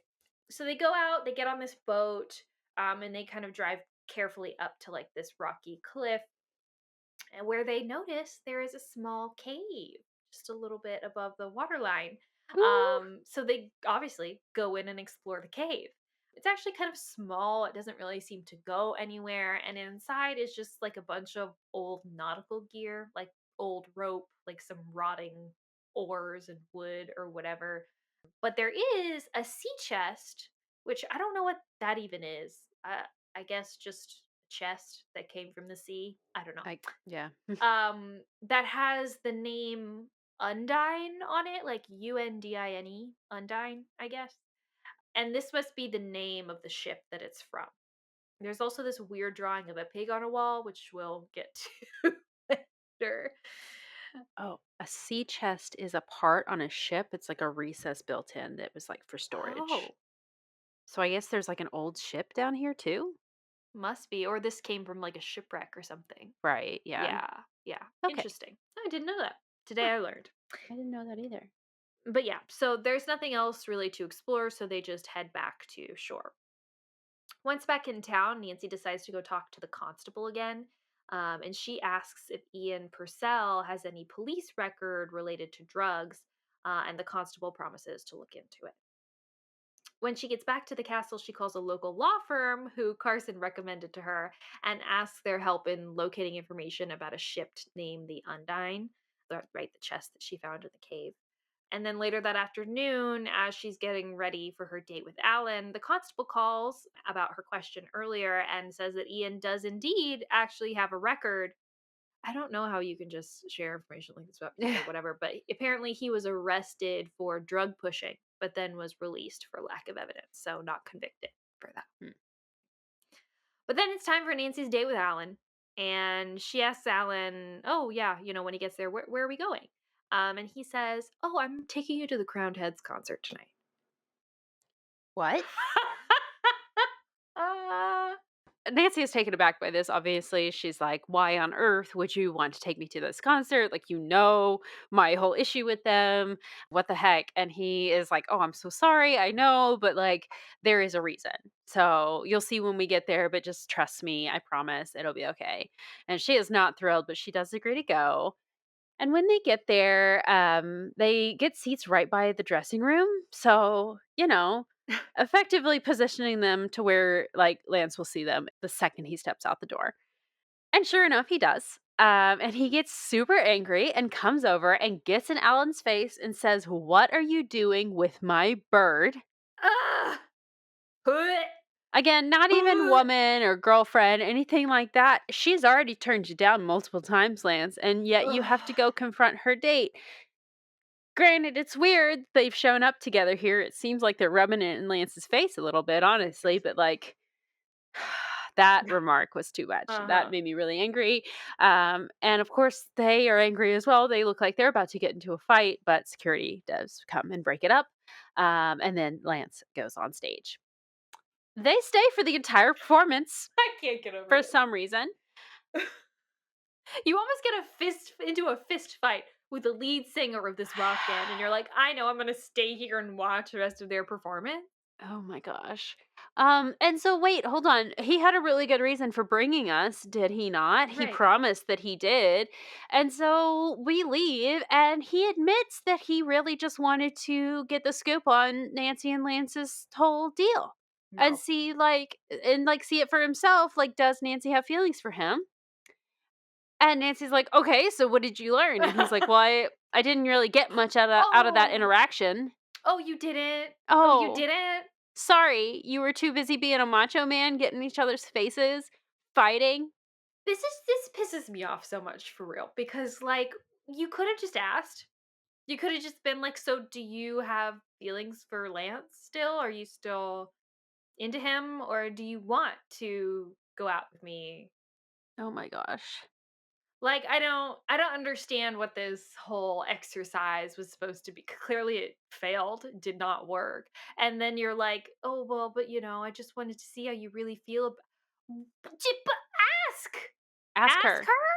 Instead of spending how much money on concert Seriously. tickets, front row, just to go and like test the waters, just ask her. Be upfront with her. But then and also have a horrible time. This Yeah. is like your worst date and you want to or your first date and you have the worst time and you want to spend it sitting there figuring out her feelings about another guy? Just move on, dude. Shouldn't She's you not the one be for you if that's the case. and shouldn't you be wanting to figure out what her feelings are for you? Is that not the purpose of a first date? Hmm. I don't know. I don't know anymore. Anyway, In this universe, I have no idea what she's doing. makes me so Uh, angry. But yeah, so no, he admits that like he didn't really glean anything from their interaction because oh yeah, Lance and Nancy really didn't have time to interact because Alan and Lance were so busy trying to fight each other. Oh my gosh. But then he tries to kiss her. Yeah. So romantic. The little segue from that to this. Okay.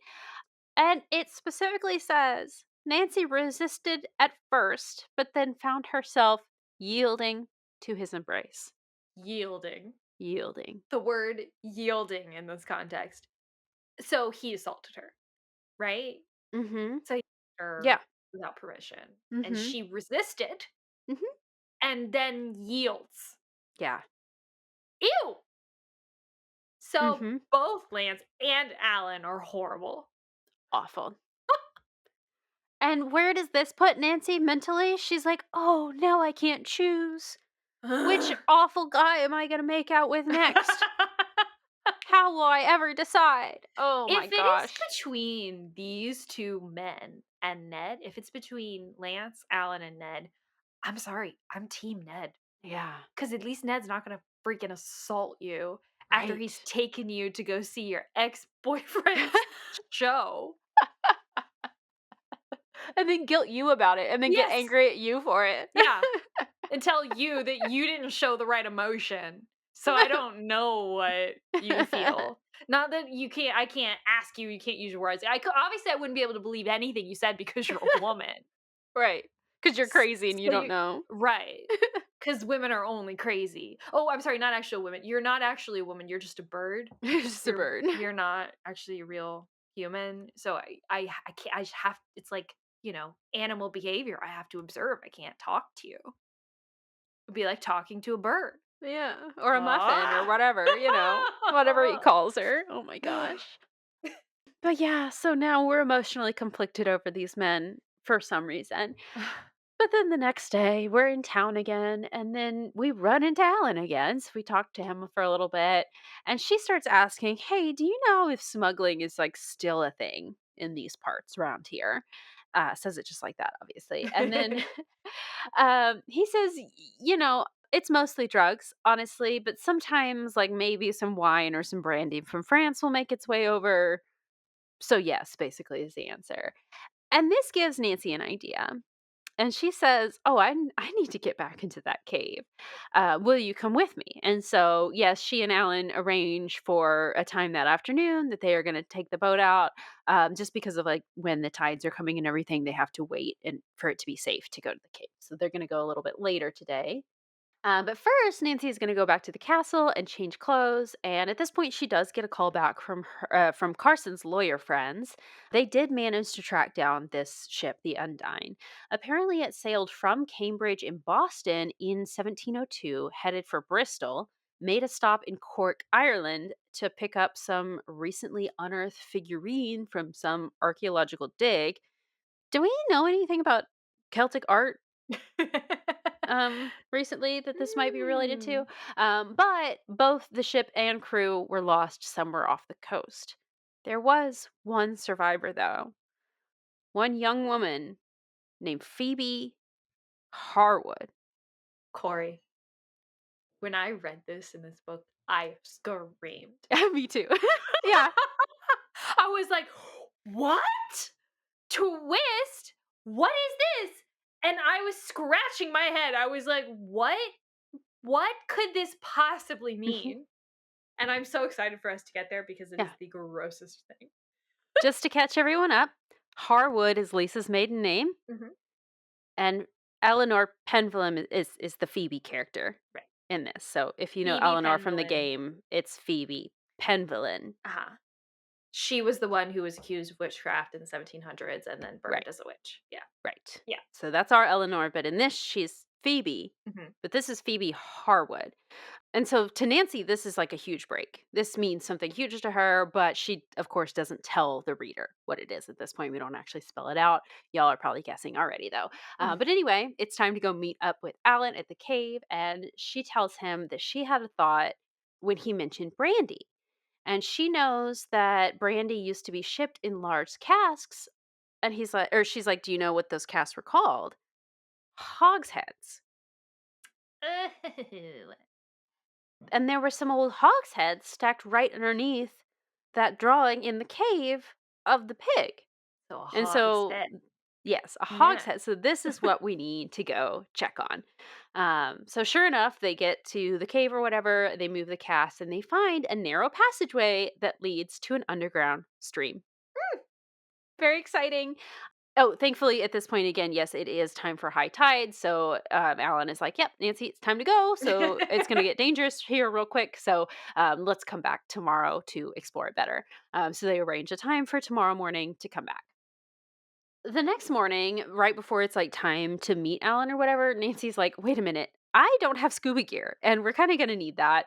So she asked Lisa to lend her the car, and she uses that to drive into town to rent some scuba gear.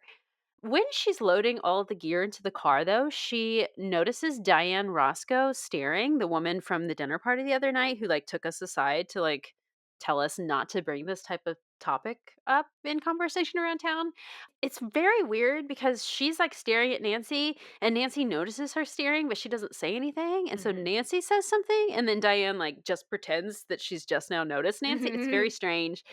And then she's like, "Oh, what are you doing?" And Nancy's like, "Oh, just, taking advantage of the local water sports or whatever. Just gonna do some scuba diving at some point. I'm not gonna tell you when or where."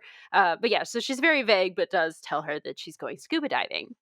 So then now, yes, it is time to go to the dock to wait for Alan. And we wait and we wait and we wait. And 30 minutes go by. And she's like, "Oh, well, he probably also stopped to rent some gear as well. I'll just wait a little bit longer." And we wait longer and he doesn't show up. So she's like, "I'll just call his place." So she calls, no answer. So she calls again, no answer. She waits like an hour and a half at this point, and finally she's like, "Okay, well, clearly he stood me up. He doesn't like me anymore. Who knows? Whatever. I'm just gonna go by myself." So as Oh. she has like decided, as she is like mentally getting herself ready to go alone, and she's like getting ready to like get out of the car and everything, a sports car drives up, and who is inside but Lance and Jane? Lance apologizes for the other night and he asks Nancy if he can go with her to go scuba diving because, oh, by the way, he just happens to love scuba Yes. diving and happens to carry gear with him Yes. in the trunk of his car. And she's like, "Okay, fine, but like, what about Jane?" And he's like, "Don't worry about Jane. Let's just go." And so she's like happy that he has decided to ditch Jane in Yeah. favor of going with her. And Jane is like obviously mad about this. So I guess a win, sort of, that we've made Nancy, Jane mad. This is so strange. make up your mind, Yeah. Nancy. Yeah. Yeah. Hmm. So, but I guess Alan has stood us up. So we only have one option. There's only one other man in the entire world. And we have to date him now. But yeah, so they get into the boat and he starts apologizing to her for the whole media campaign drama. He's like, "I'll admit I did know about it. I did approve of it. Jane actually talked me into it because she's so good at this or whatever." And he says, "I am so used to this that I'm like desensitized to it by now. And I just didn't even think how it might have affected you as someone who doesn't deal with tabloids every day of their life." And he starts begging her to take him back and Ugh. let him make things right. And she says maybe, and then criticizes his sailing abilities. So that was nice, I Yeah. guess. Anyway, they make it down to the underground stream and they start their dive. They have to swim pretty far downstream underground. And when they do, they make it to this small cavern. And in the cavern is a ladder that leads up to a trap door. This is getting very exciting. Love it. So at this point, they take off all their scuba gear and they start to climb up the ladder. Now, Nancy has a theory. So she starts feeling like she was purposely led to that mine where the pentacles and everything were in it. And then from there was led to the bog because of the smoke that was coming out of the castle that one night. Like she feels like someone intentionally lit that fire or whatever they did to make that smoke just to lure her there, Mhm. or to lure her away from the castle, possibly. And if she was led to the mine, then this whole sleepwalking thing of Lisa's must have been engineered in some way. Or maybe Lisa was hypnotized and then programmed to walk where she was going. Seems a little bit of a stretch, but that does seem to be Nancy's theory. Anyway, they make it to this like stone stairwell that leads them up to a beautifully decorated medieval style room. Is this the Bluebeard room? Is this the room that Hugh has been so weird about this whole time? Why? It's just a room. Or is it? Because there in the middle of the room on an altar is the Golden Maid. Or not the Golden Maid, it's like the twin, the one that Ian the rock star said that he'd seen, but nobody even believed that it existed. Well, here it is. And above this altar is a portrait of a woman from the 1700s who looks remarkably like Lisa. Oh. And Nancy has figured it out already at this point. She explains to Lance that this is Phoebe Penvillin, the original witch queen of Penvillin, the one who was supposedly in this witch cult who was burned at the stake. Also, Lisa looks so much like her because Phoebe's maiden name was Harwood, just like Lisa's maiden name was Harwood. So, was They're this like related. her great aunt or something? They are related. They are related. Also, in this room, not just a normal room at all, just kidding. It's full of marijuana and cocaine. Like bricks and bricks of cocaine, I think trash bags full of weed, like she talks about like big like containers. massive amounts. I'm thinking I'm only picturing like, something like a wine cask A or drum. like a huge drum just full of bud. Just Overflowing. yeah. Uh-huh. So it looks like the witch cult, who obviously is the same thing as drug smuggling situation. Because of the pentacles. That's the proof we have. That's the proof we Right. have that the people who are running drugs are also the witch cult, is because where there was the smell of marijuana and a needle on the ground, there were also pentacles on the wall. So therefore, Therefore, it must be the same thing. Okay. So the witch cult is still active and have now moved on from witchcraft and are now just doing drug running as their main thing. Women have to have hobbies, okay? But anyway, Nancy theorizes that Ian must have somehow gotten involved or somehow stumbled upon this, and that's how he knew about the Golden Maid thing. But the drug situation obviously ended up resulting in a lot of trouble for him. And just as Nancy is telling this to Lance, a voice behind her says, "Brilliant sleuthing, my dear." And she turns around and she sees not only Ivor Roscoe, the guy from the dinner party that owns the mine or whatever, but also Ethel Bosny and Dr. Carradine and Bobo Evans of the Crowned Heads.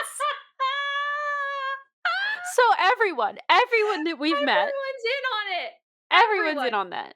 They're all in the room, and they've brought with them just a few massive guys with some massive guns, Yep. just for good measure, because why not? So Diane, the woman who we saw in the parking lot when Nancy was getting the scuba gear, obviously told her husband that Nancy would be attempting to come to the Bluebeard room. She clearly figured out that that's where Nancy would be going. The guys with the guns are drug dealers from London who work for the witch cult? Question mark. And also, we learn that they are the ones responsible for Alan not showing up. They went to him at gunpoint and forced him to take a sedative. This is crazy. So they didn't No. kill him. He's fine, but he's just real sleepy. This would not have. They would just kill him. Right. Because then once he wakes up from the sedative, he's gonna be like, "Excuse me, Mr. Police, I Mhm. saw two men with guns. They forced me to take a sedative. I can identify them in a lineup." They Yeah. would just kill him. They would just kill him. Yeah. So And while they're explaining all of this and explaining what they did to Alan, the door to the rest of the castle unlocks. So the one that leads into the rest of the wing, the one that Hugh actually keeps locked, that unlocks. And Hugh is just standing there in the doorway, shocked to see all these people here.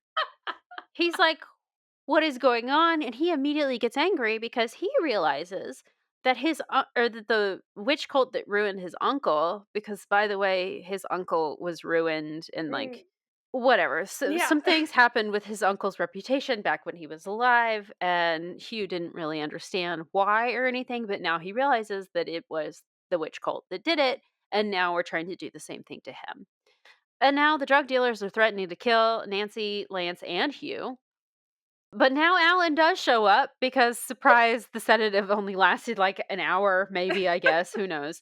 But they use the surprise of his arrival to kind of like overpower the men with the guns, take them from behind or whatever, and then hold all the cult members there hostage basically until the police can arrive to take them away.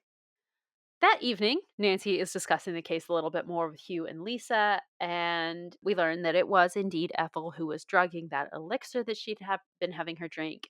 Dr. Carradine lied when he said that he had tested it and found it to be harmless, obviously because they were all in on it together. Right.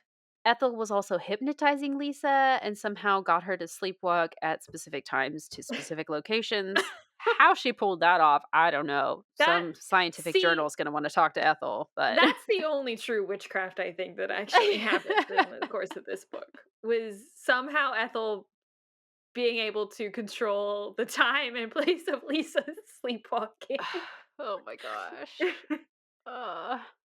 Also, we learn from Hugh that his uncle did tell him about the cult while he was still alive. Hugh knew a little bit about the involvement with the cult before the uncle passed away, but the uncle made Hugh promise not to get involved. Like, he was just like, oh, as long as you don't do anything, they have promised that they will just go away and it's fine.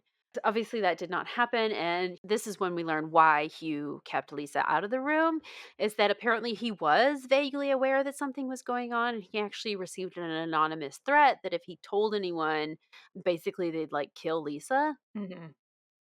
And also, he had actually seen this is the worst part. This is the grossest part. He tells us that he had actually previously seen a portrait of his relative Phoebe Penvillin before he ever even met Lisa. He already knew what she looked like. And upon meeting Lisa, fell in love with her because he realized that they must be related.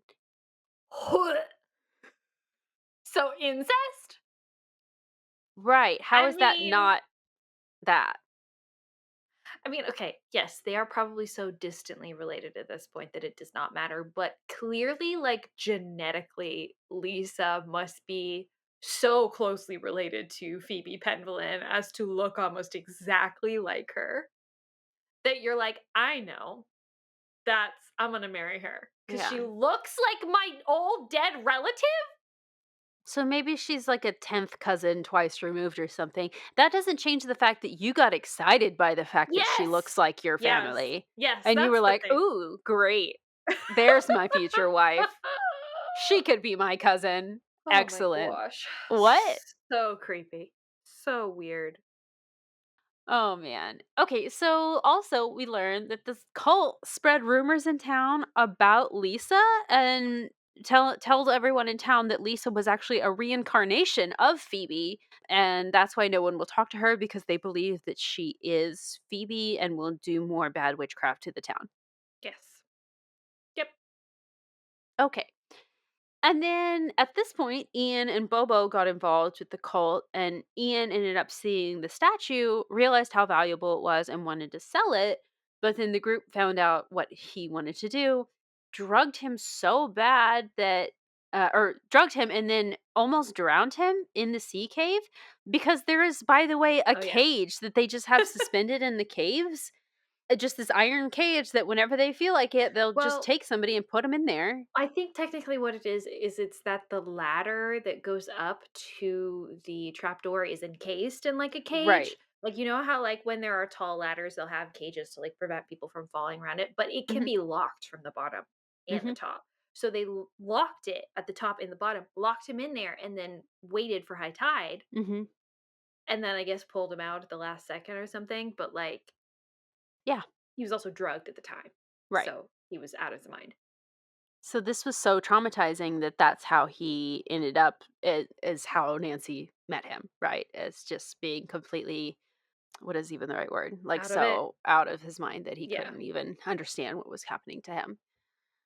Oh, that's very sad and Yeah. horrible. And yeah, so after Ethel learned that Nancy would be coming, she actually was able to get Lisa's letter to her mom. She like took it and like put the witch bolt inside the envelope, and then that's how that ended up falling into her lap at the party, whatever, at the start of the book. Then they arranged for Bobo to send tickets to the concert in New York, so that's how Nancy ended up at the concert the very first time, and then that's where he planted the cocaine in Nancy's purse, assuming that she would be going to the after party or after party as well, I guess. But yeah, so mystery solved. That's what went down. And then it's time for Nancy to head back to Heathrow. Both Alan and Lance insist on going to the airport to send her off. And they're like, well, wait, Nancy, before you go, you didn't tell us who you picked. Who do you like more? And she's like, that's one riddle I haven't solved yet. And then that's the end of the mystery. Oh The my end. god. Okay, so we never learn what happened to Ian. Like, does he never recover? Is he still Yeah. just stroked out, like permanently, like lost his mind, still never gonna recover from that? I hope that he'll be okay. Yeah, they don't address this at all. They don't No. say how he's doing. We don't check on him It's all later. I'm worried about is this Yeah. guy. Poor Ian. I know. Oh my gosh. Like in my mind, this like yes, okay, he got involved in drugs, got involved in this witch cult. That was obviously really problematic. But then it does seem like he genuinely tried to get sober, Right. and then they drugged him and drowned him, Yeah. and so it's just game over for him. Like He might have brain damage. Like, he must. Like I can only imagine. It's been probably at least a week since that happened to him, mhm. and we get no word of his recovery. Poor Ian. Like, I'm pretty sure that yeah, pretty quickly after like a stroke, if you don't recover, like that would take months and months and months and months of physical therapy, I think, Yeah. to even to regain speech. Like, that's horrifying. Horrifying. This is really dark. This is a dark story. It is very dark. By the way, also Hugh decided to marry this girl because she looked like his ancestor. Ew. Like just gross behavior. Pretty much from everybody. Mhm. Even kind of Nancy, not gonna Yeah. lie. Like Really gross behavior from Nancy. I mean, I'm not trying to like obviously she's not the worst one. Obviously both No. Alan and Lance are more horrible than her. But like her whole like bouncing back and forth thing and like just getting upset in general, getting like for kind of getting forcing herself, putting herself in situations where she's going to get really angry or really upset. It just is like I know she's 18. I know she's 18, but the rest of the Nancy representation that we get is a pretty level-headed person Right. who, yes, sometimes does get upset, sometimes gets angry, but usually figures out a way to kind of like use that emotion to further solve the case, like, Mhm. or, calms down and then makes a level headed decision. Right.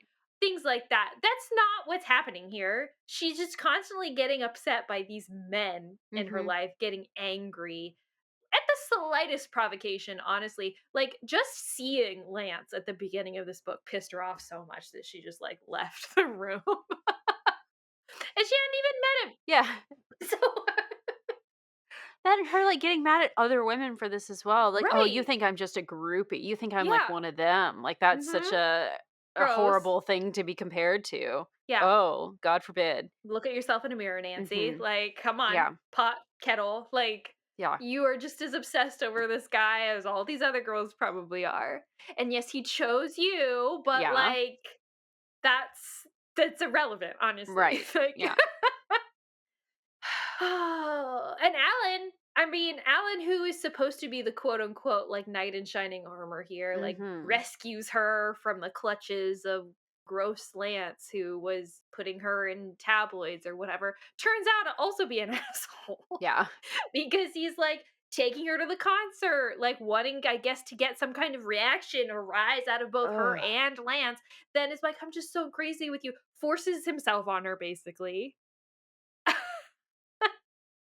I hate them. I hate them all. Hate them all. Hate Hugh? Yeah. Freaking Hugh? Hugh! The For serial not killer. Because really, okay, yes, I understand that, like, they threatened Lisa's life or whatever, but, like, clearly Lisa's already ill, and you've gotten multiple threats by this point, and it's like, maybe you should just tell her, like, "Hey," not tell her the whole story maybe, but be like, "Hey, my uncle was involved in some really sketchy stuff, Mhm. and he used that room, and I really don't wanna go in there, and you shouldn't go in there either because there's bad stuff in there." You know? Or be honest and be like, Or "Hey, be some like, people made some threats, we need to yes. move." Yeah. Or maybe we should call the police or something. Mhm. Yes. Yeah. Or, "Hey, maybe you shouldn't hang out with Ethel because, by the way, she's poisoning you." So I Well, don't he he doesn't never know. knew who was in the witch cult Right. because I think they specifically say that like the threats he received were anonymous. He couldn't tell whose voice was on the other line of the That's phone. fair. But That's fair. yeah, yeah, for real. But like any sane person behavior, like Mhm. they're newlyweds. They just got married like months ago, I Mhm. think, and like he's not telling her the truth about things. And I can't imagine starting a relationship off like that. Like, that's No. such a red flag. Like, That's the end of the ah, marriage real quick if you yeah. can't even tell her what's in the creepy room. No, Oh. seriously.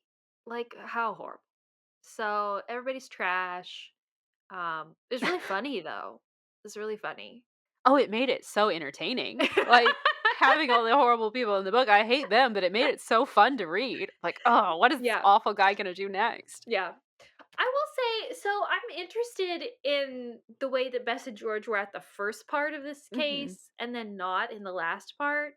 I don't mind it necessarily, but they really didn't. They were really ancillary Mhm. characters in this book in a way that I think in other books they're definitely more involved in the whole mystery solving business. But even at the beginning of the book when they were there, Nancy was like going off by herself to this occult store. Bess and George weren't there. Mhm. Like they even got kind of like led in, to the different places at the party. So they weren't even together at the party that much. And it just seemed really like they just made a few comments and Mhm. then that was it. Yeah. So really no sidekicking in this book, which is interesting. I thought that Miss Harwood eventually was gonna be like, "Oh, you know what? You shouldn't go alone. I'm just gonna pay for them to go with you." And I thought Yeah. that Bess and George would end up coming too, and obviously they didn't. But Yeah. Well, I was just gonna say that George had some awful lines to Bess, but that was about oh, it. Be- Bess takes it very well, I will Uh-huh. say. But George is so mean to her in this one. So In the mean. few scenes that they have to make digs at her. Like, there's one where they're at the party and there's a buffet table, right, with all the snacks on it for the party or whatever. And Bess is excited because she Hmm. sees like food on the table. She's excited to eat it. And George is like, oh, she says something just like really snide to her. Like, but like, there's a word she uses. Hold on. You're on a diet, Cuddles. Remember? Mm. Cuddles, she calls her. Cuddles. You're on a diet, Cuddles. Ew. And then also, there's a point where they're getting ready for the concert. They're like rushing around. Bess is in front of the mirror. So Bess is in the bathtub. She's like taking a bath, and George is like, "You've been in there forever. Look who's talking." Bess's voice echoed off the tiled walls. "At least I don't spend hours admiring myself in the bathroom mirror," which is what Bess says to George. I like that. And then naturally, George retorted, "Since you have so little to admire." Oh, Imagine your best friend, your female best friend is like, "You're ugly. You're you're so ugly. hideous. You hate looking at yourself in the mirror. I hate looking at you. I can't." I'm mad that you're not out of the bathtub yet, so I'm gonna insult you. What? Oh my gosh. There is a pretty great moment where Bess is eating some chocolate covered strawberries at the party. Uh-huh. And let's see. Of course, George makes a dig at Bess for eating them. She says, "Heavens, can't we leave you alone for 2 minutes?" The complaint ended in a gulp of delight as Bess silenced her by popping one of the strawberries into George's mouth. But then she goes, "No more! You've had enough!" Bess declared sharply, wrapping George's knuckles as her cousin reached for a second helping. Yes, Bess. So Finally. she's like, "See how good they are." And then when she goes to reach for more, she's like, "Nope! I don't think so.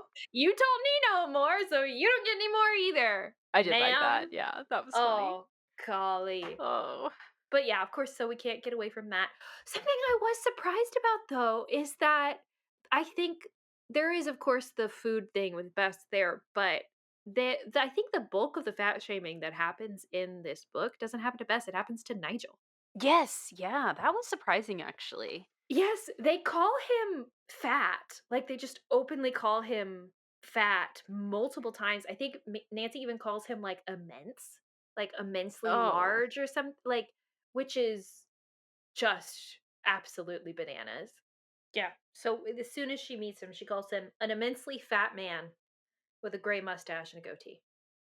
The fat man rose and grabbed a book from his shelf. Yes. Oh Like my I gosh. can't like Jeez. how do you write that? I don't understand. Oh my gosh. Not the Englishman, not Nigel, not the archaeologist, not the shop owner, the fat man. Just the fat man. So relevant. Oh my gosh. Unbelievable. I guess this is how people talked in 1985. What a hellscape. Thank Yeah. God I'm not there. That's all I can say. Also, speaking of things we call people, Daddy Carson. Yes, that's right. I kind of love it because let's be real, Carson is daddy. Like Yeah. Carson is very daddy. Yeah. Now, yes, it's definitely gross that Nancy calls him that. I mean, he is her daddy. I can't even say it now with a straight face. It seems out of character. I don't know. We don't in the past we haven't called him that Mm, up to date with the mystery stories so right. far. Mm-mm. Dad usually is what Yeah, she it's calls dad him. or Dad. father if we want to be real fancy from Right. the original text, but Right. like Yeah. no, no. Just say dad. I'll call Carson daddy. Nancy, you don't call him that. Not for I'll call Nancy. him. But yeah, that did stand out to me. I think that was a unique Mhm. thing. Let's see what else. We could talk about the game. Yeah, we should definitely talk about differences Yes. between book and the game. Obviously, Lisa, Linda. So they Yeah. changed Lisa's name to Linda for the PC game. It's a I mean, definitely they changed a lot. Like Obviously. there's no rock music, Right. no really romantic drama. Except is Curse of Blackmoor Manor the one where Ned is at the party with? That might be Castle Malloy where they're at the pool Mm, party. yeah, yeah, you're Yeah, right. You're that's right. Castle Malloy. That's Castle Malloy. Confusing my castles. Is Ned a phone character in Blackmoor Manor? I think he is, but I don't think I ever call him, so I don't.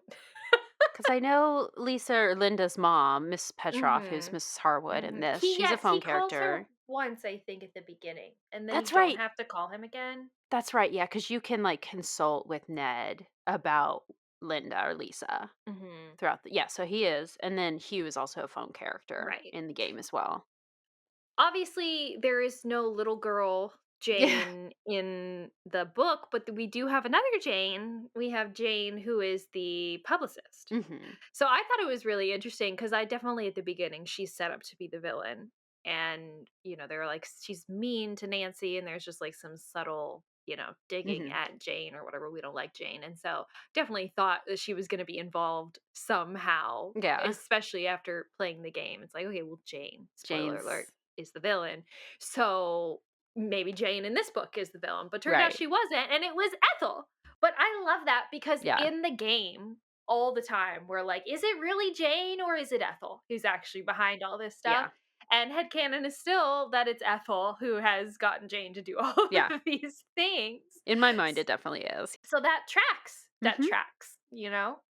Ethel is, of course, not a 60-year-old woman in the game. She is a much younger kind Right. of tutor situation. Although still like a teacher, there's still Right. kind of that equivalent thing going on. So I like that. Of course, I mean, the Penvillins in the book are a, old family, but we Hmm. don't nearly get as much of like the drama, local legends stuff outside of, Phoebe slash Eleanor. Right. We just get the family backstory, where in the book it's more about how it affects the town as well, not Yes. just Yeah. this insular family. Right. I do want to credit Leah Shangraw Fox of NancyDrewWorld.com because she has a website, or she has a page on her website about this book, and pointed out something that I like, it didn't even occur to me. So obviously the book is set in Cornwall, but the game, they move it to Dartmoor. Hmm. And that is also, they add in the whole Beast of Blackmoor plot Hmm. line into the game. Hmm. And it, like both of those, is because it's an homage to Hound of the Baskervilles, because Hound of the Baskervilles is Oh, set in Dartmoor, and obviously the right. whole beast thing is Yeah. just kind of a reference to that, which I like. It never even occurred to me. I've read that book so many Yeah. times, and it just didn't even click. Oh, there's something else in the game too. I think that is a reference to like hound of baskervilles. I don't know why Hmm. that. I feel like Nigel says something about hounds. I mean, because he talks about Hmm. the beast as being a hound, I think Hmm. sometimes, but I feel like maybe there's a reference in his notes to it or something. Hmm. But yeah, that's so cool. Yes, very cool there. But otherwise, yeah, just adding in like that Beast of Blackmore stuff and taking away all the Rockstar stuff. Ultimately, Great it's a good decision. adaptation, I think. Yeah, no, the way that Her Interactive adapted this, like, I totally understand why they picked this one, and I totally can see the reasons why they made the changes that they did. Yeah. And I think it turned out really well for what Hmm. they were able to do. Yeah. Just get rid of the entire sexist men Yes, situation. we don't Oh, need them. Alan in the book, Alan is obviously the reporter. Alan is the name of Hugh's father, right? Right? Yeah. Alan Penvlin. So they Uh-huh. added that in. Love Totally that. different role, Yeah. obviously. Like, yeah, it's just a Yeah. coincidence with the names, but yeah, love that Mhm. they tied everybody in. Mhm. And Nigel, of course. Talk about Yes. Nigel. Yeah. Yes. Now it makes me wonder, because the other book that supposedly inspired Blackmore Manor was Mystery Morsie at Manor, Morsie Manor. that Yeah. we've already covered. And Mhm. now that we've read this one, I'm like, that one is like not even anything to Not do even with it. close. The No. setting is maybe more similar, or as Yeah. similar perhaps. And then the name the Trevelins, which I thought was clearly the inspiration for Mhm. Penvillains. No, it's just Penvillain in this book as Yeah. well. It's like that was irrelevant. So yeah, Yeah. I see way Mm. less now, even having read that. I'm like, just use this one. You just need Mhm. Bluebeard Room. That's all you need. So, Truly. Truly. Yeah. I loved it. yeah. I loved it and I hated it at the same time. I did like the decision to set the entire game in Blackmore Manor, because I think Yeah. the setting is just so rich that that's really Right. all that you needed anyway. Yeah. We didn't need the whole town and all that kind of No. stuff. Well, the fact that the first half of the book doesn't even happen in England is Right. honestly a crime. Right. So, yeah, no, of course we don't want to be in New Jersey. We don't want to No. be in, I mean, New York is cool, I guess, but like we're not really there to be in New York. And then even when we get there, like what are we doing in London? Nothing. Right. Like We're we're just going going to to a lunch. museum, one Yeah. museum, a lunch, a couple dinners, like yes, get us to the castle. Get us to the Yeah. castle. We all want to be at the castle. Again, probably because of the game, but I could have used a lot less time in New York, a lot more time just Nancy roaming the castle at night and Mhm. just finding things and getting more spooked, and just, Mhm. maybe she finds some other creepy things or something. I Yeah. don't know. Just give me more of that. That would have been a better use of our time, I feel like. Well, my thought is that the locked door shouldn't have been the locked door directly to that room. Like, I feel like Nancy needed to surpass that locked door way Hmm. sooner and then find something else. And then there's a secret pass. Instead of the secret passageway being in the sea cave, secret passageway is in that room. And then there's another locked door beyond that Whatever. actually Yeah. goes to the Bluebeard Yeah. Room. I like Yeah. that. Mhm. That would have been better, because then we Mhm. could have had some investigation. We could have thrown some more clues in there. Mhm. Nah. Yeah. Oh well. Love the sea cave aspect of it though. Oh yeah. Love a sea cave. That's always Um, delicious. the scuba diving was horrifying. I mean, Yeah. to me, now I know some people might find the concept of scuba diving thrilling. I could never do that. I would have a panic attack. Being so weighed down under the water, I would die. In the Terrified. dark, by the In the way. dark. Also, they are completely underground, Yeah. completely submerged in water underground at one point. My worst nightmare. Yeah. But cool for them. I'm glad for them. I just wish that they kind of avoid the high tide scenario because Alan like brings it up like, Mhm. "Hey, it's going to be high tide. We should leave so we don't get trapped and drowned in here." But like I feel like that should have been a dramatic moment. Yeah. If you're going to be exploring a sea cave, you need a dramatic high tide we're going to drown moment, you know? all I could see in my mind was the Pamela Sue Martin episode in the very first one of the 77 show where she is in the Right. underground caves or whatever. That's all I could see, where they Yeah. get trapped at high tide and Mhm. there's just the screaming and the franticness. Yeah. Mhm. I Great. just wish, like, she and Lance should have gotten trapped because she waited too long for Alan. She Right. and Lance should have gotten trapped in high tide or whatever, underground, and then the only way they could escape was through the trapdoor, through the Bluebeard Yes. room that they find, obviously. Perfect. And then when they get confronted by the bad guys, it's like we don't have any avenue for escape. Just heightens the stakes, Yes. stretches out the climax, makes it more dramatic for longer, you know. Just one person's opinion. Yes. But There's probably a lot that I would have changed, oh honestly, yeah. but it still was so fun. It was a So, fun read. I think I read it in 2 sittings. Like, yeah. If you have any kind of history with Nancy Drew, with the games, with the books, you have to read this. You have to read it. mhm. Like it's like required reading. I feel like in order to understand and in order to truly get Nancy Drew, can't just read the original 56. You've got to read the Bluebeard Room. Yes. Got to. So put that on your list if you haven't already. I mean, I guess you have just listened to us talk about it for an hour. So if you've gotten to this point and you haven't read it at this point, maybe Yeah. it's a little bit. I still think you should read it, Yeah, it's worth honestly. it. Yeah. It's definitely worth it because it's hilarious and wild and a true, true page turner in every sense of the word. Yeah. So, No, yeah. everyone who has read this has immediately been like, y'all have to cover this one next. Like, if you've read it, obviously it sticks with you. And y'all who have read it and recommended it to us, y'all were Thank you. like underestimating. You undersold how crazy it was. You're like, you're not going to believe how wild it was. I'm like, I've read the files. No, I could not believe how wild this was. Yeah, I think the craziest story that we've read other than this one is like, I mean, outside of the files, I mean, I don't even know if any of the files come close to this, but maybe like Tolling Bell, Okay, yeah. maybe, because there's drugging in that, but they don't even say what they're drugging them with. And Chloroforming happens quite a lot right. in the original 56, Yeah. obviously, but nothing close to Nothing like this. cocaine. Cocaine. Cocaine being planted in Nancy's purse. Yeah. Nancy in love with a rock star who makes love to the crowd on stage. Like we just can't get past this. Mm. It's too crazy. Oh, Oh, man. but I had a great time. Yeah. It's a fun Yeah. one. I'm really glad we got to do this one finally. Flashlight score.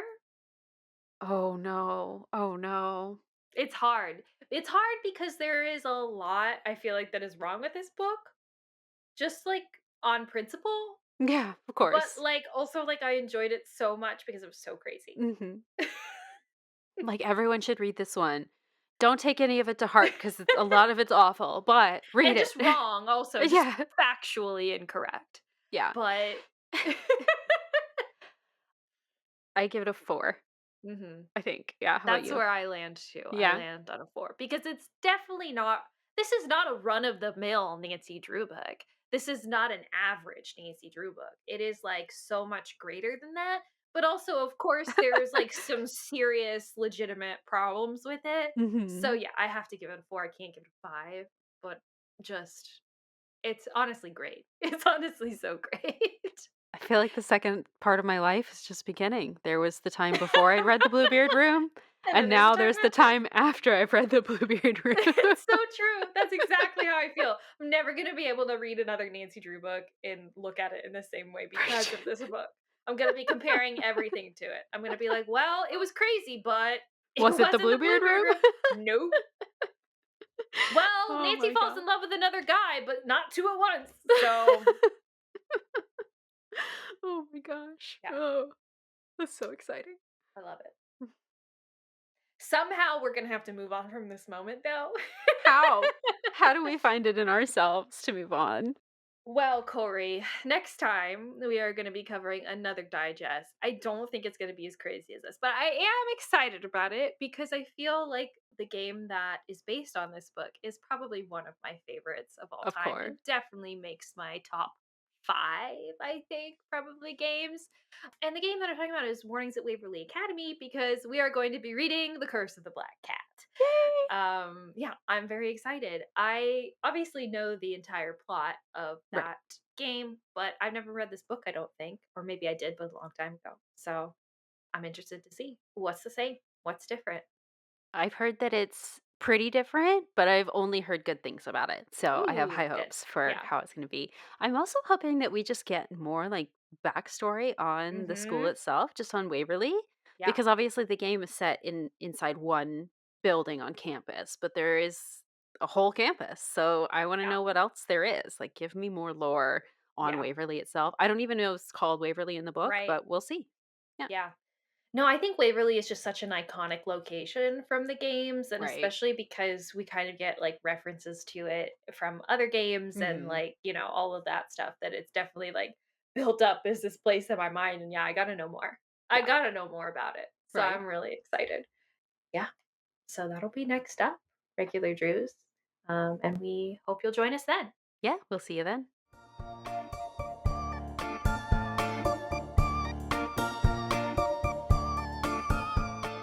Thank you for listening to Regular Nancy Drew. Email us at regularnancydrew@gmail.com. If you like this episode, make sure to rate, review, and subscribe. You can also follow us on Instagram at Regular Nancy Drew and Twitter at RegularND. You can also support us on Patreon. Patrons at the $3 level vote on upcoming episode topics and get exclusive access to our Scoop Sesh series. And all patrons receive early access to each episode as well as weekly bonus content. And to all you regular Drews out there, Thanks for listening.